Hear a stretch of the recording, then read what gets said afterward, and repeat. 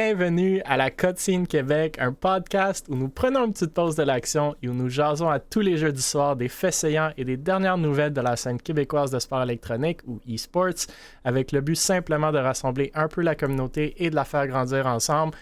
Encore une fois, s'il vous plaît, n'hésitez pas à nous envoyer des sujets que vous voyez passer ou les taguer avec le hashtag Jason Esports, J-A-S-O-N-S Esports. N'hésitez aussi pas d'interagir dans le chat. On va essayer de prendre vos commentaires, vos questions au fur et à mesure qu'on parle des sujets et on va essayer d'y répondre ou du moins de les broadcaster durant le stream. Et à chaque semaine, ou du moins on l'essaye, on va reposter une des questions sur les médias sociaux d'Able Esports pour justement vous entendre vos opinions, vos commentaires sur certains sujets de notre scène. Vraiment, le but, c'est de faire jaser tout le monde et justement de faire rayonner de plus en plus tous les beaux projets qu'on a. Donc, sans plus tarder, encore une fois, merci d'être parmi nous. Nous sommes heureux cette semaine d'avoir, bien entendu, moi de retour, Mille, cofondateur, VP de développement des affaires chez Able Esports et administrateur chez la Fédération québécoise de sport électronique. Zopix, de nouveau de retour, fondateur chez Vexo Esports, desquels on parle souvent sur ce podcast. Firefox, aussi de retour, commentateur e-sportif, principalement sur League of Legends. Il est aussi consultant e-sports pour les cégeps et porte-parole du programme e-sports du cégep de Sorel-Tracy. Et Bernie, un des OG de la scène, mais la première fois sur le podcast, avant que je me trompe, fondateur chez Bernie Media. Il est impliqué derrière les scènes dans plusieurs projets événements e-sportifs depuis longtemps. Si vous ne connaissez pas encore Bernie Media, c'est parce que vous n'écoutez pas assez. C'est un des premiers, sinon le premier partenaire chez Able Esports et qui est en grande partie responsable pour tout ce que vous voyez sur ce stream. Donc, les animations graphiques, transitions vidéo. Bref, si vous avez des besoins en production, animation, overlays, allez parler à Bernie. Il est occupé, mais ça vaut le coup. Messieurs, encore une fois, cette semaine, beaucoup de sujets. Donc, merci d'être là avec moi pour en parler.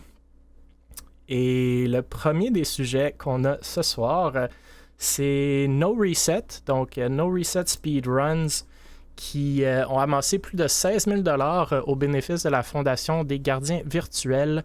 La semaine dernière, on a parlé de l'événement personne qu'organisait No Reset dans un de nos épisodes précédents. Bref, l'événement s'est passé la semaine dernière. De ce que je peux voir, semblait avoir été un succès. Pour ceux qui sont moins familiers, No Reset, c'est une association de speedrunning qui vise à développer la scène locale du speedrunning et à aider de nombreuses organisations caritatives en organisant des marathons et d'autres événements liés au speedrunning. Cette semaine, l'organisation de bienfaisance en question était la Fondation des gardiens virtuels, desquels on a parlé encore une fois à plusieurs reprises et dont le fondateur François Léonin Savard a été un des invités sur ce podcast plus qu'une fois. Dans tous les cas, la Fondation des gardiens virtuels, elle se dit être une balise en ligne pour les jeunes en détresse et travaille à promouvoir l'utilisation responsable du numérique. Nous, chez Able, on est partenaire avec la Fondation depuis nos tout débuts. Et si vous ne connaissez pas, je vous suggère fortement d'aller consulter leur site web et encore mieux de vous impliquer de près ou de loin. Ils ont une très belle mission et de beaux projets dans la scène. Bref, moi, j'ai malheureusement pas pu participer à l'événement récent de No Reset, mais de ce que j'ai vu des médias sociaux, je crois que Firefox, tu y étais. Donc, je sais pas si toi, tu veux justement nous en parler un peu et nous dire comment a été l'événement. Moi, j'étais juste là pour stalker le buffet gratuit, en fait. Parfait. Les biscuits gratuits. Ouais, I wish. Non, j'étais là. C'est une passion. Honnêtement, en plus de faire tout le e-sport et tout ça, je m'intéresse beaucoup au speedrunning, donc finir des jeux vidéo très rapidement. Pour expliquer, grosso modo, c'est ça l'idée. L'idée du speedrun, c'est de terminer un jeu le plus rapidement possible, avec des règles ou sans règles. Et puis, c'est ça, c'est un marathon de 3 jours, vendredi, samedi, dimanche dernier, où on a pu faire ça. J'ai participé en tant que speedrunner, justement, vendredi. Et j'en ai profité de donner un peu de mon temps pour les aider sur la diffusion aussi au niveau de l'animation et quelques commentaires pertinents pendant les runs. Et c'était super le fun. Gros stress pour les organisateurs. C'était leur premier événement standalone qu'ils appelaient, c'est-à-dire qu'ils n'étaient pas associés à un événement en tant que tel. Souvent, on voyait No Reset, par exemple, au DreamHack Canada, au LAN ETS, autres. Et là, c'était leur premier événement indépendant où le seul événement en tant que tel, c'est eux qui organisaient tout de A à Z. Et ça fut un très beau succès. Il y avait une grande salle où on avait, je pense qu'il y avait une dizaine ou une quinzaine de PC où on pouvait gamer gratuitement sur PC, plein de consoles rétro, des tables de jeux, les fans de jeux de table aussi, jeux de société, ça c'était vraiment le fun aussi. Justement pour changer d'air, à force de des fois fixer les écrans pendant quelques heures, on veut changer de beat, ben, ça nous permet de faire un peu de social justement à ce niveau-là. Il y avait du Guitar Hero, il y avait l'Auto-Québec qui était sur place avec une tour de la zone Indie, si vous connaissez la zone des jeux indépendants. Donc avec les gros beans verts où on peut s'étendre, faire des siestes. Donc c'est vraiment le fun. Moi j'ai été que vendredi parce que j'avais un horaire assez chargé le reste du week-end côté personnel, mais j'ai pu donner du temps vendredi. C'était super le fun, super bien accueilli, stream bilingue qui met en avant beaucoup de Québécois bien entendu, mais beaucoup de gens qui venaient de l'extérieur aussi, que ce soit du Canada, des États-Unis. Vraiment des gens qui veulent s'impliquer pour la cause. Moi j'ai vraiment adoré, c'était la première fois que je revoyais beaucoup de ces gens-là depuis la pandémie, en 3 ans en fait, en 4 ans. Donc c'était une belle occasion de se retrouver ensemble, c'était vraiment cool, les gens ont répondu à l'appel. Overall, moi je suis super content de comment ça s'est déroulé de mon côté, j'ai aimé l'expérience, les gens ont été super généreux au niveau des dons aussi. L'objectif était de 15 000 $ à amasser pour la Fondation des gardiens virtuels, et puis on l'a dépassé. De justesse, à la toute fin, on a eu des petites sueurs froides, mais on l'a eu à la toute fin le dimanche. Donc félicitations à toute l'organisation du No Reset. Et puis moi c'est sûr que de mon côté je retourne là-bas avec un nouveau jeu l'an prochain à présenter au prochain événement, peut-être l'an prochain, peut-être dans 2 ans, on va voir. Il y a beaucoup de demandes, c'est très dur de se faire de voir son jeu admis en tant que tel parce qu'il y a beaucoup de demandes et malheureusement il y a une limite de nombre de jeux qu'on peut présenter il y a juste 24 heures dans une journée comme on dit. Et puis même si ça roule jour et nuit, ben, il y a toujours une limite de jeux qu'on doit présenter. Donc, ça a été un bel événement. Je suis super content comment ça a été. Puis toujours bien accueilli avec la gang de No Reset. Toujours apprécié de voir que l'organisation grandit et toujours pour des bonnes causes. Très cool. C'est un événement qu'on entend moins parler justement dans la scène e-sportive. Fait que moi aussi, je tenais à le souligner autant que possible. Mais je sais pas justement, Zopix, Bernie, est-ce que vous le connaissiez cet événement-là? Est-ce que vous êtes déjà allé? Ça vous dit-tu quelque chose? Ben oui, évidemment, je t'ai pas d'y aller vendredi. Malheureusement, j'avais un montage de salle avec un mariage le week-end, fait que ça m'a comme pris plus de temps que prévu, fait que j'ai pas pu y aller. Mais absolument, les stands, ben, avant du stand-alone, c'était au LAN ETS, au DreamHack, j'étais comme toujours là, même si je travaillais pas. J'étais au LAN ETS pour le DreamHack, je les aidais pour filmer, je faisais des vidéos. Là, je me fais du montage vidéo, tu participais dessus?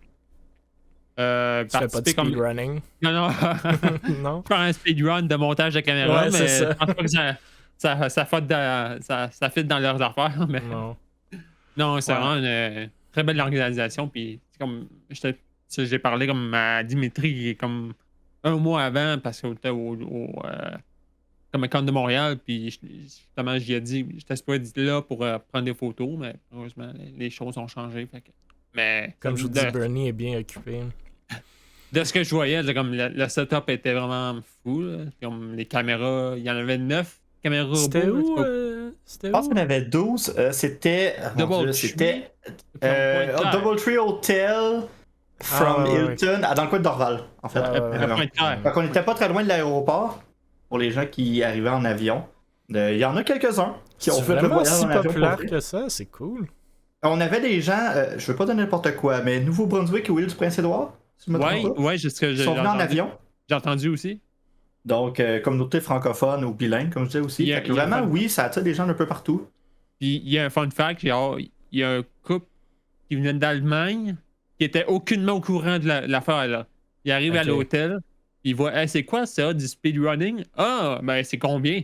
39 pièces. Ah, alright, on va acheter un billet. Comme, du monde qui était sur place à l'hôtel, on va acheter un billet pour le voir parce que le speedrunning leur intéressait. Ouais, je pense que c'est niche, puis c'est tout à fait superflu comme histoire, mais ouais, je sais pas si c'est très... c'est super populaire à l'extérieur de ce marché-là, mais toi, Zopix, tu connaissais-tu cet événement-là? Alors, moi, je suis le petit jeune de ce podcast, je ne connaissais malheureusement pas cet événement-là, mais je trouve ça vraiment cool. Là, je viens d'aller checker un peu leur profil, et puis... je vais m'informer pour les prochains événements qu'ils font parce que c'est vraiment cool. Mais non, je savais pas c'était quoi, mais c'est aussi je suis zéro dans le speedrun. Là, fait que moi non plus. Moi, j'ai vu passer parce que justement, c'était la fondation, puis je parle assez souvent à Léonin, mais moi aussi, j'ai jamais été dans un événement de même, puis honnêtement, je le regrette. J'aurais aimé y aller parce que, tu sais, je pense qu'il faut commencer à s'ouvrir un peu sur qu'est-ce qu'on considère e-sport gaming, puis tu sais, il y a du monde qui disent « Ah, il n'y a pas beaucoup d'événements, ils pensent juste au LAN ETS, le DreamHack n'est pas là », mais en réalité, il y en a plein, là. Il y avait le Fighting Games, il y a une couple de semaines, le Air Dashers, il y a le No Reset, il y a une couple de nouveaux LAN aussi, il y a le LAN JDL qui s'en vient, fait que c'est très très cool. Puis je pense que ces communautés-là peuvent toutes commencer à se rassembler ou au moins avoir du overlap. C'est là que la scène va vraiment commencer à grandir de façon intéressante. Là. Très cool.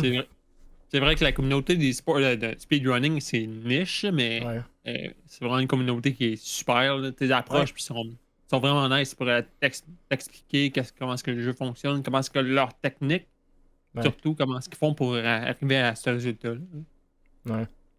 Ouais, puis il y en a vraiment pour tous les âges. C'est pas comme le e-sport où des fois ça te prend.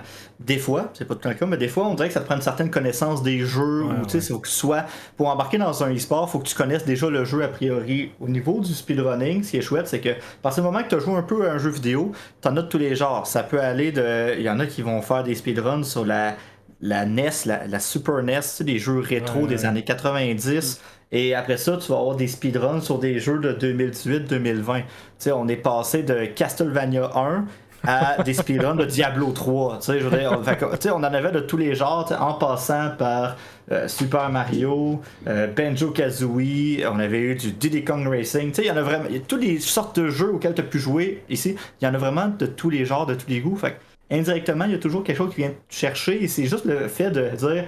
Hey, moi, je me trouvais hot quand j'étais jeune d'avoir fini le jeu. Ça m'a pris 45 heures. Le gars, il finit en 45 minutes. Ouais, c'est ça. C'est ça. Là, j'étais pas si hot que ça, mais c'est le fait d'être flabbergasté qu'il y a quelqu'un qui a pris le temps d'apprendre à comment le finir par cœur. C'est juste le fait de aller rapidement puis montrer à quel point des fois les jeux peuvent être brisés. À quel point on peut briser les jeux des fois, justement, les rendre buggés. C'est vraiment... c'est une belle expérience. C'est de quoi qui mérite d'être connu, puis... Je pense qu'on a une belle organisation ici au Québec en plus. Ça se veut pas juste québécois comme événement, mais au niveau des organisations qu'on touche, c'est pas. Nos recettes ne ramassent pas des millions. On peut pas faire comme les gros événements de speedrun qui vont aider Médecins Sans Frontières, mettons. On vise plus local, mais on a un impact ici directement, puis ça permet justement d'impliquer notre communauté.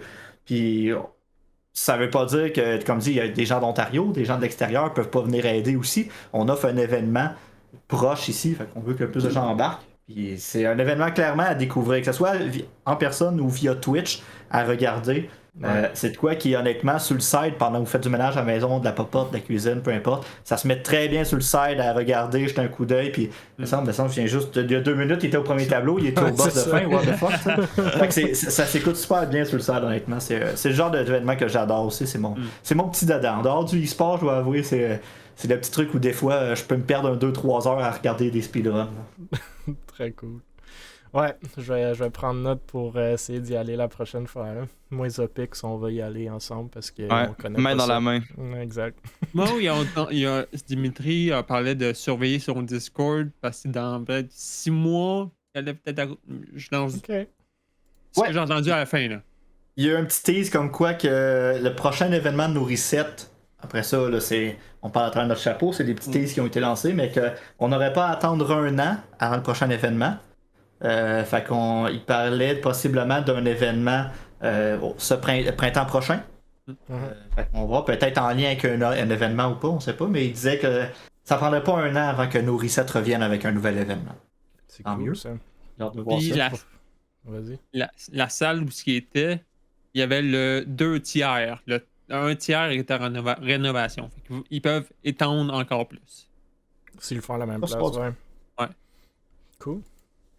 Ben, c'est cool. C'est pas évident de faire plus qu'un événement en personne par année. Donc, encore mieux pour de voir ça. Puis, non, c'est très cool aussi pour la Fondation des gardiens virtuels là, qui ramasse de l'argent à gauche et à droite. Là. Il y a JDL qui s'en vient aussi cette année qui est au bénéfice de la Fondation. Fait que, comme j'ai dit, ils ont des super beaux projets aussi. Puis, faut faut pas perdre de vue l'impact réel que ça a derrière tout ça. Donc, très, très cool. Bon, pour revenir un peu au e-sport plus traditionnel, si on veut, il y a une autre équipe québécoise cette semaine qui se qualifie pour les finales de Valorant, du Bell Esports Challenge. Donc, comme à l'habitude ces derniers temps, on parle de nouveau du Bell Esports Challenge. C'est une série de tournois canadiens organisés par Bell et DreamHack, justement, dans les jeux de Valorant, Rocket League et Call of Duty. Les finales de ces événements se dérouleront en personne au Fan Expo à Toronto le 26 au 28 août prochain, fait que dans quelques semaines. La semaine dernière, on a vu le deuxième plutôt et dernier qualifier de Rocket League prendre place, confirmant que 3 des 4 équipes en finale seront des équipes québécoises, ou du moins majoritairement québécoises, à Rocket League. Durant la première qualification de Valorant, c'est l'équipe québécoise de Alpha One qui se sont qualifiées auprès d'une autre équipe. Et cette semaine, lors de la deuxième qualification, on a vu l'équipe québécoise de Swift, Strong, Antol, Dynasty et Rimka, dénommés les Power Rangers, se qualifier aux côtés d'un PUG sans nom, mais qui inclut toutefois des gros joueurs de la scène de Valorant canadienne comme Energy Android, PUBG, Critical. Je note que l'équipe des Power Rangers avait perdu durant la première qualification contre justement l'équipe d'Alpha One. Donc on verra donc peut-être un revenge match entre les deux équipes québécoises à Toronto dans une couple de semaines. Mais déjà 2 équipes sur 4 à Valorant et 3 équipes sur 4 à Rocket League. Moi, je trouve ça très, très cool. Il y avait d'ailleurs plusieurs bonnes équipes québécoises dans le deuxième qualifier de Valorant que je tiens quand même à nommer, incluant l'équipe féminine de Able Esports qui ont malheureusement perdu en première ronde. Les Power Rangers ont eux-mêmes knock-out 2 des teams québécoises, soit celle de Happy Land, donc Beaver, Page, Noe, Noke, Wolf et Tony en première ronde, et celle de QC Clan 2.0, donc June, Lamu, Chosen, Legend et Aftermath en deuxième ou troisième ronde. Le deuxième qualifier a vu 53 équipes canadiennes dans le bracket à comparer à juste 39 dans le premier. Bref, il reste donc seulement les qualifications du Call of Duty Vanguard qui auront lieu ce week-end, le 13 et 14 août, avant les finales du Fan Expo qui vont... le Fan Expo commence le 25, si je ne me trompe pas, à Toronto. C'est comme une grosse exposition de gaming, e-sport, comic books, plein de choses.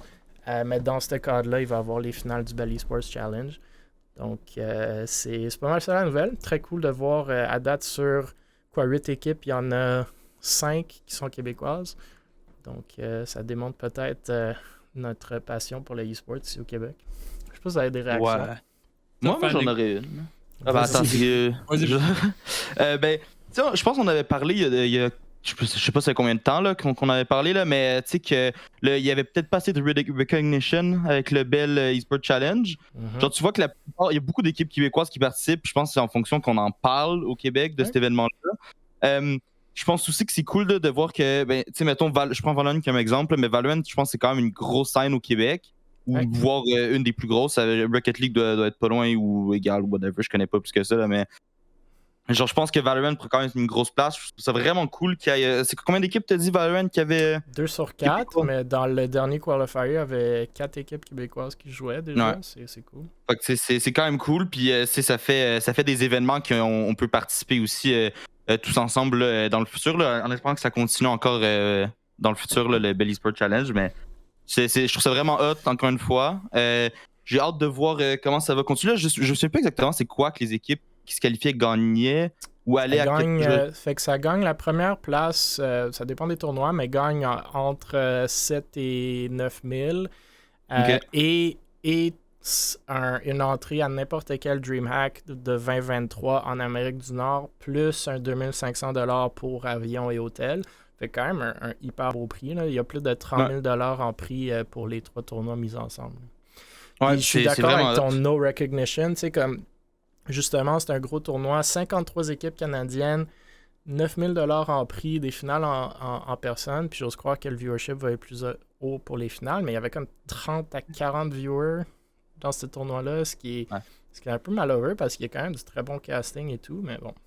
Ouais, je suis allé voir, c'était vraiment pro. Puis tu sais, ça a l'air, c'est plate à dire, mais tu sais, même les tweets, là, il y avait le tweet que tu montrais tantôt dans le stream. Puis c'est quand même juste 9 likes. Puis ça reste genre, c'est un événement qui est vraiment cool. Il y a des bons prize pools. C'est sur le Twitter de Bell. On s'entend que Bell, c'est une fraction de leur tweet, ça va être ça. C'est sûr. DreamHack Canada, je trouve qu'ils devraient faire une meilleure job de tweeter ce genre de truc-là. Mais je sais pas, moi, c'est tellement bizarre que c'est pas comme... C'est tellement cool comme projet. Genre juste des équipes canadiennes qui jouent pour des beaux prize pools en personne à Toronto, comme c'est vraiment nice, selon moi. Puis c'est juste comme... Les Québécois peuvent jouer surtout, tu sais, on n'est pas... les Québécois peuvent participer dans le tournoi aussi. C'est pas... on en parle encore des dramas des fois dans les sports où le Québec est exclu de certaines compétitions, pis ça. Puis là, on en a une avec quand même un beau prix qui est faite... Il y a des Québécois derrière le projet aussi. C'est un tournoi canadien, mais il y a un peu nous là-dedans derrière le projet aussi. Là. Connaître une ou deux personnes impliquées dans la série du Bell Esports Challenge. Il y a du monde de partout, des Québécois, des Ontariens, du monde de partout. C'est vrai que c'est un beau projet. Et puis, je fais une petite parenthèse parce que la dernière fois qu'on a parlé, je pense, c'était. J'ai vu une série de tweets, puis de drama, puis de hating envers l'événement. Parce que c'était du cast anglophone. Ça, c'est Polo, c'est clair. Là. Je sais plus c'est qui, honnêtement. C'est sûr. J'ai passé ça sur Twitter, puis un gros drama, comme quoi on ferait mieux en français, whatever, le nombre de views. Mais tu sais, c'est encore une guerre de... je dirais pas le mot, mais ma hume est plus grosse que la tienne. On s'en fout de savoir qui a le plus de viewers. C'est pas le but à ce niveau-là. Regarde le stream, encourage. On s'en fout que ce soit en anglais ou en français. C'est un bel événement. Si t'es bilingue, tant mieux. Si tu parles pas en anglais, ok. Mais il y a quand même une opportunité pour Bell de le faire dans les deux langues, mais je suis d'accord que ça double la job. Et tu sais, si t'as juste 34 viewers déjà, est-ce que tu vas vraiment investir dans un deuxième stream pour encore plus double les dépenses et l'énergie, t'auras pas le double de revenus. Tu vas comme couper en moitié ton viewership entre deux streams. Non, ça, c'était Polo qui en parlait. Tu sais, d'un côté, je suis d'accord, ça serait vraiment cool d'avoir un cast francophone. Puis pour être franc avec vous, nous, on l'a fait pour le MSI Dragons Cup. Comme ils peuvent trouver des moyens de le faire gratuitement. Comme Able Esports, on l'aurait fait gratuitement pour un community stream québécois du Bell Esports Challenge. Ça nous aurait fait plaisir. Fait que, tu sais, il y a des opportunités de travailler un peu plus proche avec la communauté, je pense. Mais je suis d'accord avec toi que, tu sais, je pense pas que venir critiquer ces genres d'événements-là qui sont très cool, c'est la bonne approche nécessairement. Parce qu'on veut que ça continue, puis non seulement que ça continue, on veut que ça grandisse. T'sais. Ben, c'est une réaction typiquement québécoise, à mon avis. Là. On est des chialeux à ce niveau-là comme peuple. C'est pas nouveau, on va se le dire. Je trouvais juste ça plate de dire, tu sais, il y en a qui ont mis de l'énergie, puis j'en connais des francophones qui ont travaillé sur le projet, puis qui ont décidé, ok, on va travailler en anglais, ça va me faire plaisir. C'est des Québécois, puis ça leur dérange pas, parce qu'ils veulent faire pousser le projet. Puis le monde aime chialer ça. Mais moi, je trouve que c'est un beau projet. Je pense qu'il y aurait plus de visibilité si c'était... Un peu comme tu dis, c'est sur le suite de Bell, je comprends, c'est le partenaire officiel, c'est eux autres qui organisent, mais aller chercher peut-être un public, cibler un peu mieux le public peut-être à ce niveau-là, justement, leur apporterait plus à ce niveau-là. Mais Bell, il faut leur donner, ils s'impliquent dans pas mal tous les événements de gaming. Ils sont incroyables en e-sport, puis tu sais, j'ai vraiment rien à reprocher à Bell. Mis à part peut-être le fait que moi, je leur ai parlé l'année dernière ou même cette année, puis ils visent vraiment le tier 1 en termes de partenariat, puis je comprends, c'est leur brand, mais je pense qu'il y a une opportunité de faire des trucs un peu plus communautaires. Ownerman est dans le chat, il dit si tu veux faire un watch party en français, rien t'empêche de le faire. Je suis pas tellement d'accord parce que en théorie, t'es pas supposé de reprendre les streams d'autres gens sans leur permission, ni t'insérer dans des matchs, des tournois que c'est pas toi qui organise. Donc, c'est sûr qu'il y a peut-être une façon d'approcher Bell pour le faire, mais après, tu sais, qui va prendre nécessairement l'initiative pour aller supplier quelqu'un pour faire de la job gratuitement, c'est un peu backwards des fois, mais non, Bell en e-sports, écoute, je peux pas leur approcher grand-chose, là. Ils sont là depuis les tout débuts, puis ils font des très très belles affaires, là. T'allais dire quelque chose, Bernie, je pense? Ouais, j'allais dire, c'est moi où je vois pas de pub genre, il n'y a pas de publication sponsorisée sur Twitter, il n'y a pas de sponsorisation sur Facebook. Non, c'est ça que je dis, je pense. C'est drôle parce qu'ils ont l'air de mettre beaucoup d'efforts puis beaucoup d'argent. Pour eux, c'est peut-être pas beaucoup, mais en termes de e-sport, c'est quand même un gros événement canadien. Là. Il n'y en a pas tant qui sont beaucoup plus gros que ça. Fait que c'est drôle de voir comment il arrête, je veux pas dire ça, mais il arrête quasi leur effort au point où est-ce que c'est juste, il s'agit juste de le publiciser, tu sais, comme, juste faites des posts, tu sais, comme, c'est fou qu'il y a du monde dans la scène de Valorant eSports qui sont à fond là-dedans, qui ne voient même pas passer ce genre de truc-là, puis on le voit du premier qualifier au deuxième, on est passé de 39 à 53 équipes, beaucoup d'équipes québécoises juste parce que justement, tu sais, on est une petite communauté puis on s'en parle, puis c'est même moi qui envoie ce lien-là directement à toutes les équipes et tous les joueurs que je connais dans Discord parce que je veux la représentation, mais il y a bien plus de Canadiens que ça qui seraient partants pour jouer, même juste en Ontario. En Ontario, il y a le Viper's Pit organisé par Team Serenity ou whatever, si je me trompe pas, mais à O-Waves Gaming, qui a genre 64 équipes en personne pour 10 000 $, tandis que le Bell Esports Challenge, c'est virtuel, puis ils ne peuvent même pas aller chercher ça. C'est ça un peu ce qui est dommage, tu sais, comme ils sont pas dans la communauté, je trouve, assez à ce niveau-là. Puis c'est là, encore une fois, tu sais, je me répète, mais que je parle qu'ils peuvent aller chercher du bénéfice pour faire rayonner ce genre de trucs-là s'ils s'intégraient plus avec les gens qui sont comme boots on the ground, là, tu sais, les Able de ce monde, les Mirages, les organisations en Ontario. Fait que c'est un peu ça que je trouve un peu manqué, puis j'espère que dans le futur, ils vont le regarder de plus proche, mais j'ai pas l'impression que c'est le cas jusqu'à date. Là. J'ai l'impression qu'ils prennent juste pour mettre leur nom Bell, afficher le nom Bell, puis that's it. Puis exact, c'est un super bel événement, on est dessus, on est proud de la qualité, mais c'est comme quasi qu'ils s'en foutent. Puis je peux pas croire, mais moi, ça me paraît comme s'ils s'en foutaient si c'était populaire ou pas. Genre, c'est comme, non, on le fait, puis c'est cool, puis c'est bien fait. Puis après, on s'en fout s'il y a 500 viewers ou 30. C'est comme... Ah bon, c'est peut-être juste mon impression. I don't know. Il y a beaucoup plus de potentiel. Absolument. C'est dur d'aller chercher du viewership aussi sur un stream ou whatever aussi. Tu sais, si t'as pas déjà ta base, surtout dans le cas où c'est un stream... c'est une chaîne, mettons, spontanée, c'est ça, une chaîne qui est pas régulière, qui crée pas sa fanbase. C'est normal, t'auras pas de viewers si t'as pas beaucoup de gens qui sont au courant d'événements d'un coup sec. Parce que les gens, tu sais, les événements, je suis abonné à la chaîne Twitch, puis j'ai jamais vu le stream rouler parce que pourquoi? C'est le même parce que je faisais Twitch autre chose. Que le LAN ETS, genre. Mais ce que je veux dire, c'est que. LAN ETS ont genre 5 fois plus de viewership.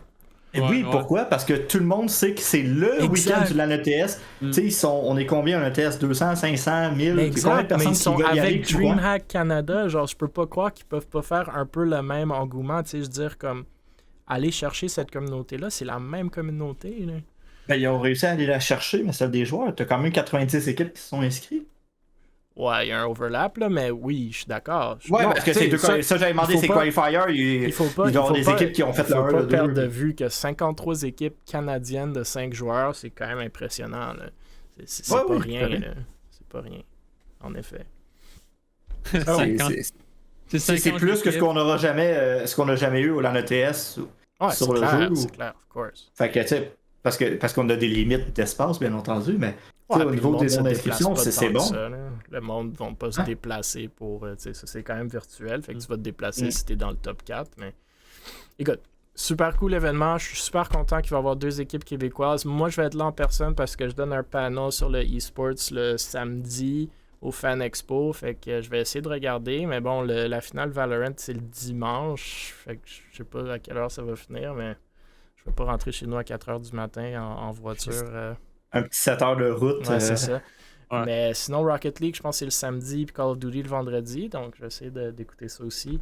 Et si jamais il y a du monde dans le chat, ou même ici, qui vont être là, faites-moi signe. Ça peut être cool de justement se voir là-bas.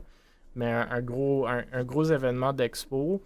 Puis c'est un peu cool que ça s'intègre là-dedans, parce que justement, François Léonin disait la dernière fois, quand lui était allé, le Bell Esports ou la compétition e-sportive, c'était genre au plein milieu. Fait que même du monde qui ne connaissent pas tant l'e-sport, le voit, s'intéresse peut-être un peu. Fait qu'encore une fois, une belle opportunité de faire rayonner la scène canadienne e-sportive. Le Fan Expo, c'est comme le Comic-Con de Montréal, mais version Toronto. Genre, ouais. C'est ce que je comprends. Ouais. Un peu plus gros, j'ai envie de dire. Ouais. Mais ouais. Parce que ça ratisse un peu plus large, mais c'est sur le même concept. Ouais. C'est un événement de geek en tout genre, vraiment, élargi, que ce soit. Non, mais dans le sens, c'est gaming. Ouais, ben nous autres en fait, mais dans le sens au sens large, c'est ça. C'est pas juste Comic-Con, c'est beaucoup focus sur Comic Book. Et ces affaires-là, ben là, ils gratissent plus large, on en a cherché aussi question aux jeux vidéo aussi en même temps. C'est un bel événement dans l'ensemble aussi. C'est ancré dans la culture de Toronto aussi. Ouais. OK, prochain sujet, on passe de Valorant à CSGO. C'est Alpha One qui dévoile leur nouvelle équipe de CSGO. Donc, pour ceux qui suivent la scène de CS ou Counter-Strike, Global Offensive québécoise un peu, vous reconnaîtrez sans doute les noms à l'écran, soit Binox, Kicking, KRL, Jord et Jay. C'est en ce moment l'équipe québécoise la mieux classée à CS, donc compétitionnant en ESE Advance pour maintenant la deuxième saison de suite, allant 7-7 la saison dernière, donc en saison 41. Pour ceux qui suivent le podcast religieusement, vous vous souviendrez que cette équipe était celle que Vexo a droppée en off-season, décidant de garder leur équipe américaine dans la même ligue, vu qu'il y avait deux équipes compétitionnant au même niveau. Ça va être à voir parce que le deuxième match de Alpha One cette saison sera justement contre l'équipe de Vexo, donc un petit grudge match que je pense tout le monde devrait écouter. Puis je suis sûr que Zopix va l'avoir sur leur Twitch à Vexo. Puis je sais pas si Alpha One vont faire pareil. Mais bon, bref, c'est sans exception tous des très bons joueurs de CS et la majorité qui sont dans la scène depuis un bon bout. Kicking était d'ailleurs dans la toute première équipe de Able Esports en ESE Advance il y a maintenant comme 2 ans. Et KRL a aussi fait son tour dans plusieurs itérations de nos équipes. Ces gars-là ont participé au LAN ETS. Puis là, Zopix, tu me corrigeras si c'est exactement le même roster ou pas, je suis pas certain, mais ils ont participé au LAN ETS cet été, ils ont très bien performé, je pense qu'ils ont perdu contre l'équipe justement de Able en demi-finale du lower bracket quand ils étaient encore chez Vexo. Vous le savez déjà parce que je me répète tout le temps sur ce point-là, mais pour ma part, moi je suis toujours super content de voir des équipes québécoises jouer pour des organisations québécoises, donc une belle nouvelle de voir Alpha One aller pick-up cette équipe-là. Puis Alpha One, ils font des beaux moves récemment en termes de roster, mais ils ont maintenant, avec au moins une des top 2 équipes de Valorant québécoises qui s'en vont au Bell Esports Challenge, puis la meilleure équipe de CS. Donc un beau move pour eux. Je sais pas si vous avez des réactions ou... Zopix, moi j'ai des réactions positives là. Ben écoute, ce roster-là, je l'ai toujours dit, ça a été de loin un de nos meilleurs rosters dans tous ses aspects. Alpha One ont fait un vraiment bon move. Je suis vraiment content pour l'org puis la team. Je sais, mettons, je connais pas Jay plus que ça. Je sais que Jord avait rejoint puis comme la soirée même, on leur a annoncé que malheureusement on n'allait pas continuer avec la saison. Fait que j'ai pas eu le temps vraiment de plus y parler que ça, mais ouais. Mais non, mais j'espère vraiment qu'ils vont performer là, dans la saison. Ils le méritent 100%. Ils ont quand même montré là, qu'il y avait les skills nécessaires pour continuer en advance loin la saison passée. Fait que j'ai hâte de voir ça. Ouais, le premier match, ça va être contre nous. Premier ou deuxième? Je pense que c'est cédulé deuxième, mais ça se peut que les cédules changent. Mais... Quelque chose comme ça. Fait que ouais, moi Alpha One je les ai toujours bien aimés, fait que c'est vraiment trop cool que ce soit eux qui aient pris le roster. Ça va faire une bonne petite rivalité avec du monde qu'on aime bien, fait que puis comme tu te dis là, c'est une org québécoise avec une team québécoise, c'est toujours cool. Fait que ouais, moi c'est 100% du positif. Je pense que c'est de loin le roster le plus stable ouais. que c'est pas au Québec, parce que la plupart des rosters sur 2 semaines, ça clac, c'est fini. Fait que moi, je suis content de voir des rosters qui restent ensemble puis qu'ils continuent comme ça. Fait que c'est 100% du positif de mon point de vue. Je trouve ça trop cool.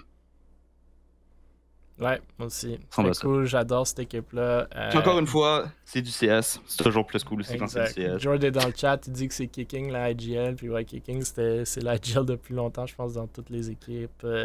Où est-ce qu'il a joué, puis un des meilleurs, sinon le meilleur IGL au Québec, là, mais c'est une très bonne équipe. Moi, j'ai hâte de voir ce match-là. Firefox, Bernie, des réflexions ou des réactions, ou sinon juste, est-ce que vous aimez CSGO? Ben, moi j'aime bien CSGO. J'aime bien regarder comme un LAN TS, comme les finales, comme c'est assez intense, mais je suis pas un trop regardeur de CSGO en tant que tel. Là. Ouais. C'est un jeu qui date depuis 24 ans, si je me trompe pas. Moi, j'ai commencé au bêta 1. Fait que c'est mon jeu de prédilection. Moi, je me suis contenté de créer des maps sur CS 1.6. Ouais. Fait que, yeah, Passé fait par que là ça aussi. remonte un peu. Fait que, on modait des maps et on en créait.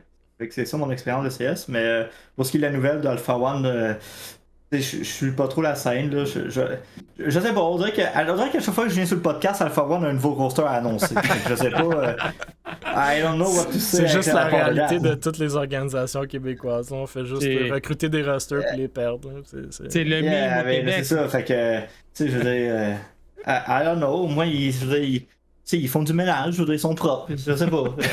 Good luck to them. Ouais, non, j'ai hâte de voir comment l'équipe va performer. Il y a du monde dans le chat qui parle d'autres joueurs québécois, dont Melio, puis on a parlé de Hughes la semaine dernière, qui s'est retrouvé en Premier ou en ESL Challenger League, whatever they call it these days, là, avec l'équipe de Flamme et compagnie. Donc, Mythic. Fait que oui, il y a des bons Québécois qui rayonnent dans la scène, mais en termes d'équipe 100% québécoise, celle-ci, c'est la plus haut classée, en tout cas. Là. Il y a celle de Able qui était en Advanced, qui sont maintenant en ESEA Main. On a parlé de Unexpected Victory, dont c'est le prochain sujet aussi, mais qu'eux ont une équipe canadienne qui sont intermédiates. Et justement, vu que je les mentionne comme ça, je vais passer à leur nouvelle de la semaine. Donc, Unexpected Victory annonce leur entrée sur la scène de Clash of Clans avec le recrutement d'un joueur québécois. On a parlé justement comme je viens de mentionner, d'Unexpected Victory la semaine dernière avec la mise à jour de leur nouveau roster de CS. Cette semaine, ils annoncent que Minato, un joueur de Clash of Clans québécois, se joint à l'organisation. C'est Clash Royale, pas Clash of Clans. Clash Royale, pour moi, c'est la même chose, mais je vais vous laisser. La communauté Clash Royale, puis la Clash of Clans va te sauter. Ouais, c'est ça, ils vont pas être. Là, les TFT, c'est le même jeu, ok? Ouais, c'est pas voilà. Bref, avec cet ajout-là, si la structure de Unexpected Victory aurait donc une présence sur CS, Rocket League, Teamfight Tactics et Clash Royale.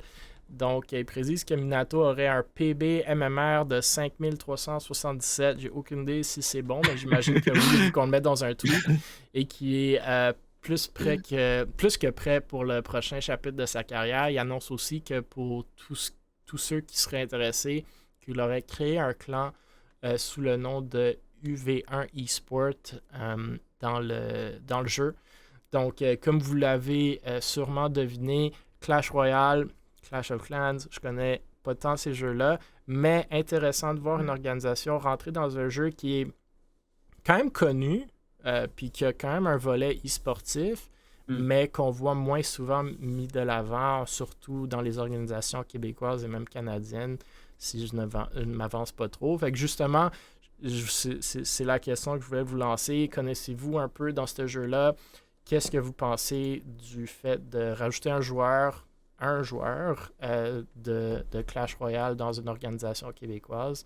Et juste, si vous voulez parler du jeu en tant que tel, si vous avez joué, n'hésitez pas non plus. Un sujet.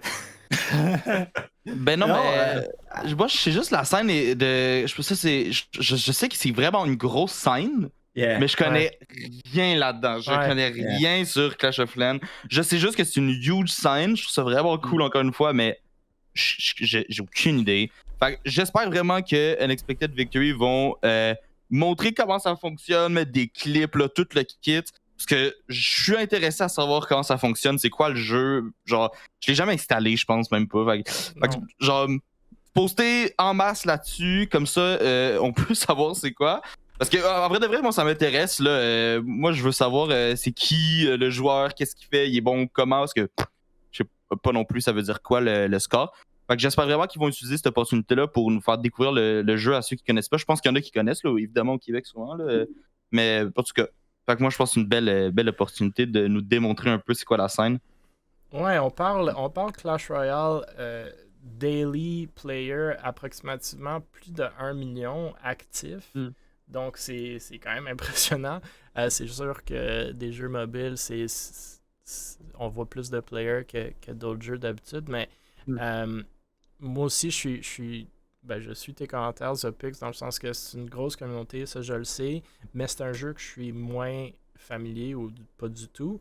Ce que j'aimerais comprendre aussi, c'est le fait de prendre un joueur. Moi, j'avais l'impression que Clash Royale, c'était pas du 1v1, mais encore une fois, ça se peut que je me trompe.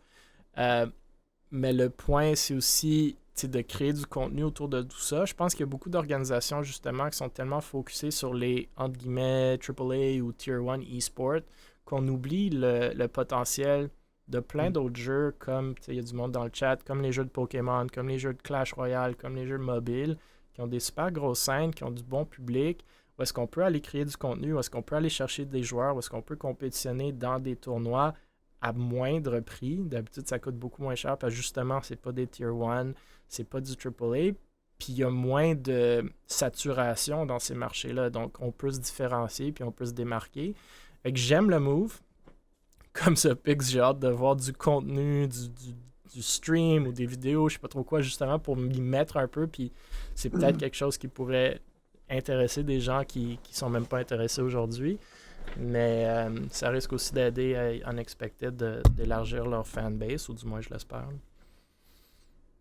Yeah, je pense que c'est un bon move de leur part, honnêtement, d'aller chercher. C'est intéressant de voir justement des organisations qui restent pas dans leur jeu niche, en fait, ou que le staff reste pas dans le jeu niche à chercher de quoi. On va aller chercher des univers différents. Et puis, c'est un jeu pas qui date, j'allais dire qui date, mais pas dans ce sens-là, mais c'est un jeu qui est implanté au niveau compétitif depuis longtemps. Si je me trompe pas, je ne vais pas dire n'importe quoi, mais je me souviens d'avoir vu un stream quelque part, je me souviens plus qui, où, quand, quoi. Mais je crois que c'est Bell, je ne vais pas dire n'importe quoi, qui avait fait un stream avec un événement de Clash Royale à un moment donné à ce niveau-là. Ou en tout cas, c'était un événement au Québec parce que je me souviens qu'il y avait entre autres Miss Harvey qui était là, il y avait Alban Quenois qui faisait de la description de match aussi, puis il y avait une espèce de tournoi, mais ça roule un peu un moment, puis quand j'avais découvert ça, le tournoi québécois diffusé sur Twitch de ça, j'avais eu une méga surprise de mon côté, genre hey wow, ça roule pour vrai, puis on dirait qu'après ça, je n'ai plus jamais entendu parler ici au Québec. Je pense que c'est ça, le tournoi royal ou Espoir Central, il y a quelques années. C'est avant ce qu'on appelle la pandémie. Au dernier DreamHack au Stade olympique, il y avait Clash Royale. Je pense qu'il y avait un stage Clash Royale. Yeah. Fait qu'il y a Ownerman dans le chat qui est le fondateur de Unexpected Victory. Un qui dit qu'il y a deux types de tournois, les 1v1 et les 2v2, donc j'ai déjà appris quelque chose. Il dit ils ont Memories est là qui dit, puis justement c'est notre prochain sujet, Memories, mais il dit qu'il y a eu un tournoi de Clash Royale au eSports Central en 2020 ou 2019 plutôt. Puis Ownerman dit le World Gaming au Centre Bell, il y avait un tournoi de Clash Royale. C'est Optic Gaming qui avait gagné sur CSGO. Il y avait aussi CSGO. Clash Royale n'était pas au DreamHack. Clash of Clans l'était. Bref. Là, il faut que le monde se choisisse des meilleurs noms de jeu parce que je comprends que Clash, c'est un bon mot, mais bref. Clash Royale. Ça clash. Ça clash. C'est ça. Mais non, une nouvelle cool. Moi, j'aime voir la diversification. Puis il y a Gadi dans le chat, le fondateur de Valors, qui n'existe plus aujourd'hui. Mais Valors aussi avait fait quelques moves de différenciation, d'aller dans des jeux un peu moins connus. Puis je pense que ces moves-là sont super intéressants d'un point de vue, encore une fois, différenciation, plan d'affaires, une façon d'aller chercher un public qui n'est pas déjà saturé ou ciblé nécessairement très directement. Donc, j'ai hâte de voir. Et justement, en parlant de Memories, c'est notre prochain sujet. Donc, on va y sauter tout de suite. Memories rejoint Astralis en tant que designer graphique. On a parlé de Memories antérieurement connu sous le nom ou sous le pseudo de Ripsaw à quelques reprises sur le podcast. Il a même été un des invités dans un de nos épisodes précédents. Bref, Memories, c'est le fondateur de Nocturnes, une organisation, ou plutôt une équipe principalement en Tier 2 de Rainbow Six dans la NACL, donc la North American Challenger League. Nocturnes ont fermé leurs portes récemment, une nouvelle qu'on a couvert il y a quelques semaines. Memories, c'est aussi un designer graphique et c'est d'ailleurs lui qui faisait les graphiques pour Nocturnes. De mémoire, il avait même fait une rebrand non sollicitée pour Able il y a quelques mois. Donc bref, cette semaine, il nous annonce qu'il se joint à Astralis comme designer graphique pour le Berlin Major qui débute dans quelques jours, le 15 août. pour ceux qui sont moins au courant de la scène de Rainbow Six, le Six Major, c'est un tournoi professionnel de Rainbow Six Siege organisé par Ubisoft. Le Major se situe dans divers lieux à travers le monde, cette fois-ci à Berlin. Le tournoi rassemble les meilleures équipes des ligues régionales de Rainbow Six et sert de finale interrégionale pour chaque stage. Il y en a 3 par année. Astralis, c'est une organisation e-sportive qui ont fait leur entrée sur les marchés publics en été 2021 et qui sont le plus connus pour leur dominance à CSGO. Qui ont fait leur entrée sur la scène de Rainbow Six en septembre dernier en acquérant Disrupt Gaming et leur spot dans la NAL ou la Tier 1 de Rainbow Six, la National American League, ou North American League, pardon, où est-ce que justement nos amis chez Mirage compétitionnent aussi. Bref, pour ma part, je pense qu'on espère tout pour Memories que ce job ponctuel pourra devenir quelque chose de plus permanent ou sinon servir d'un tremplin pour sa carrière de designer graphique. Je pense que c'est non négligeable, là, aller travailler pour quelqu'un comme Astralis. Donc, je tenais à le souligner, mais je ne sais pas si vous avez des réactions ou peut-être plus d'informations pour moi. Ben, moi, je sais que Memories avait fait un post qui se demandait s'il devrait quitter son emploi actuel pour se lancer en freelance en graphic design. Puis je crois qu'il a fait son annonce justement d'Astralis juste après. Je trouve ça vraiment trop cool parce que j'ai fait la même décision il n'y a pas trop longtemps, puis ça a été tellement words.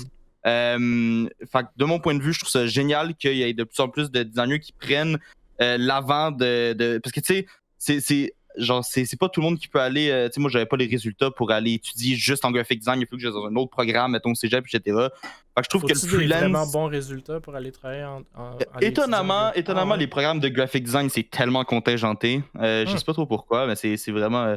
Ben, en tout cas, ça dépend des écoles, mais en tout cas, les écoles qu'il y avait autour de chez nous, c'était bien contingenté. Fait que je trouve ça cool. Je trouve que le freelance, c'est quelque chose qui évolue de plus en plus. Fait que je trouve ça vraiment hot, la décision qu'il a prise. Moi, j'y ai conseillé. Je pense qu'il a pris la bonne décision. Puis justement, le fait qu'il puisse travailler avec Astralis juste après avoir pris cette décision-là, je trouve ça, c'était peut-être prévu en avance aussi, je sais pas, mais je trouve ça vraiment génial. Je pense qu'il deserve. Il avait fait aussi un post qui voulait être reconnu là, comme un des tops au graphic design au Québec. Je pense que j'adore ça. Encore une fois, moi, je respecte la scène du design qui se développe. Je pense qu'au Québec, on a vraiment des bons créatifs. Fait que ça continue à se développer. Moi, je trouve ça juste trop cool. Fait que c'est 100% sûr que c'est hot. Ça va peut-être motiver d'autres mondes aussi à continuer là-dedans, à continuer à évoluer pour aller chercher des plus gros contrats. Fait que ouais, ça 100% hot ce que Memories a fait. Je le supporte 100%. Bernie. Ouais, ben tu sais, moi en tant que travailleur autonome, fait que j'ai un peu la même. Ouais. Je suis là-dedans, là, fait que je peux parler absolument là-dedans. Ouais. Fait que tu sais, je peux parler un peu du côté de se lancer, c'est vraiment se lancer dans le vide presque. Là. Ouais. Mais tu sais, moi je suis parti avec une base que j'avais une base de clients, une base de références qui m'a aidé à pouvoir développer. Fait que c'est sûr que tu sais, si tu sors de l'école au jour le lendemain, puis t'as pas de portfolio, t'as pas de site web, t'as rien pour présenter ce que tu fais, c'est clair que te lancer à ton compte, ça va être plus difficile. Mais si tu prépares déjà tout durant tes cours, même pas obligé, t'es pas obligé de faire des cours. Comme, moi, j'ai fait même pas une année de cégep.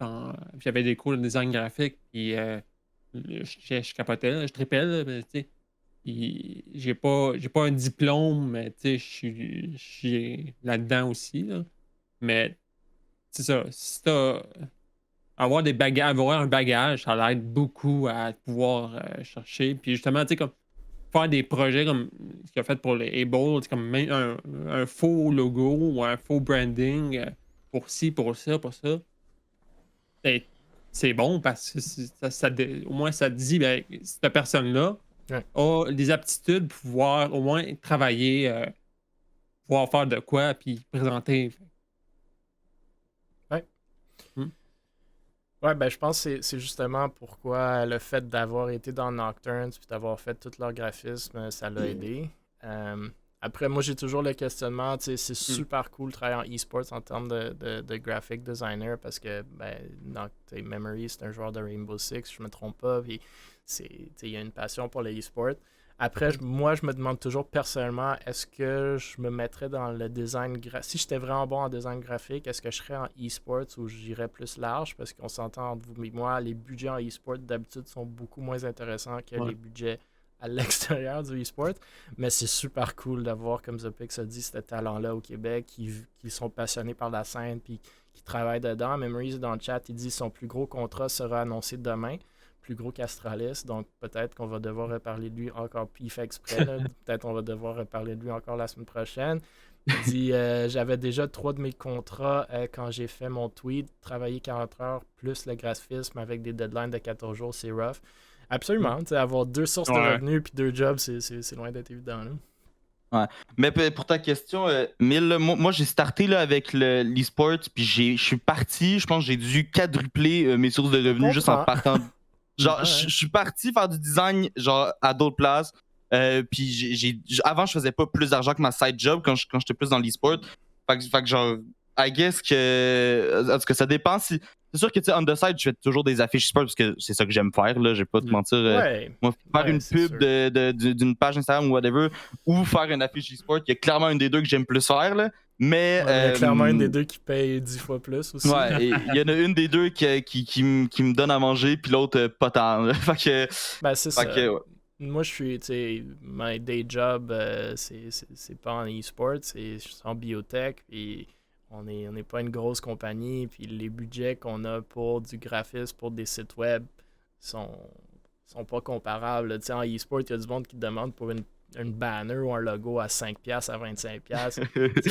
C'est un classique, ça. Moi, j'ai demandé justement à du monde comme ça, comme de me faire un logo, mais pour ma vraie compagnie biotech, là.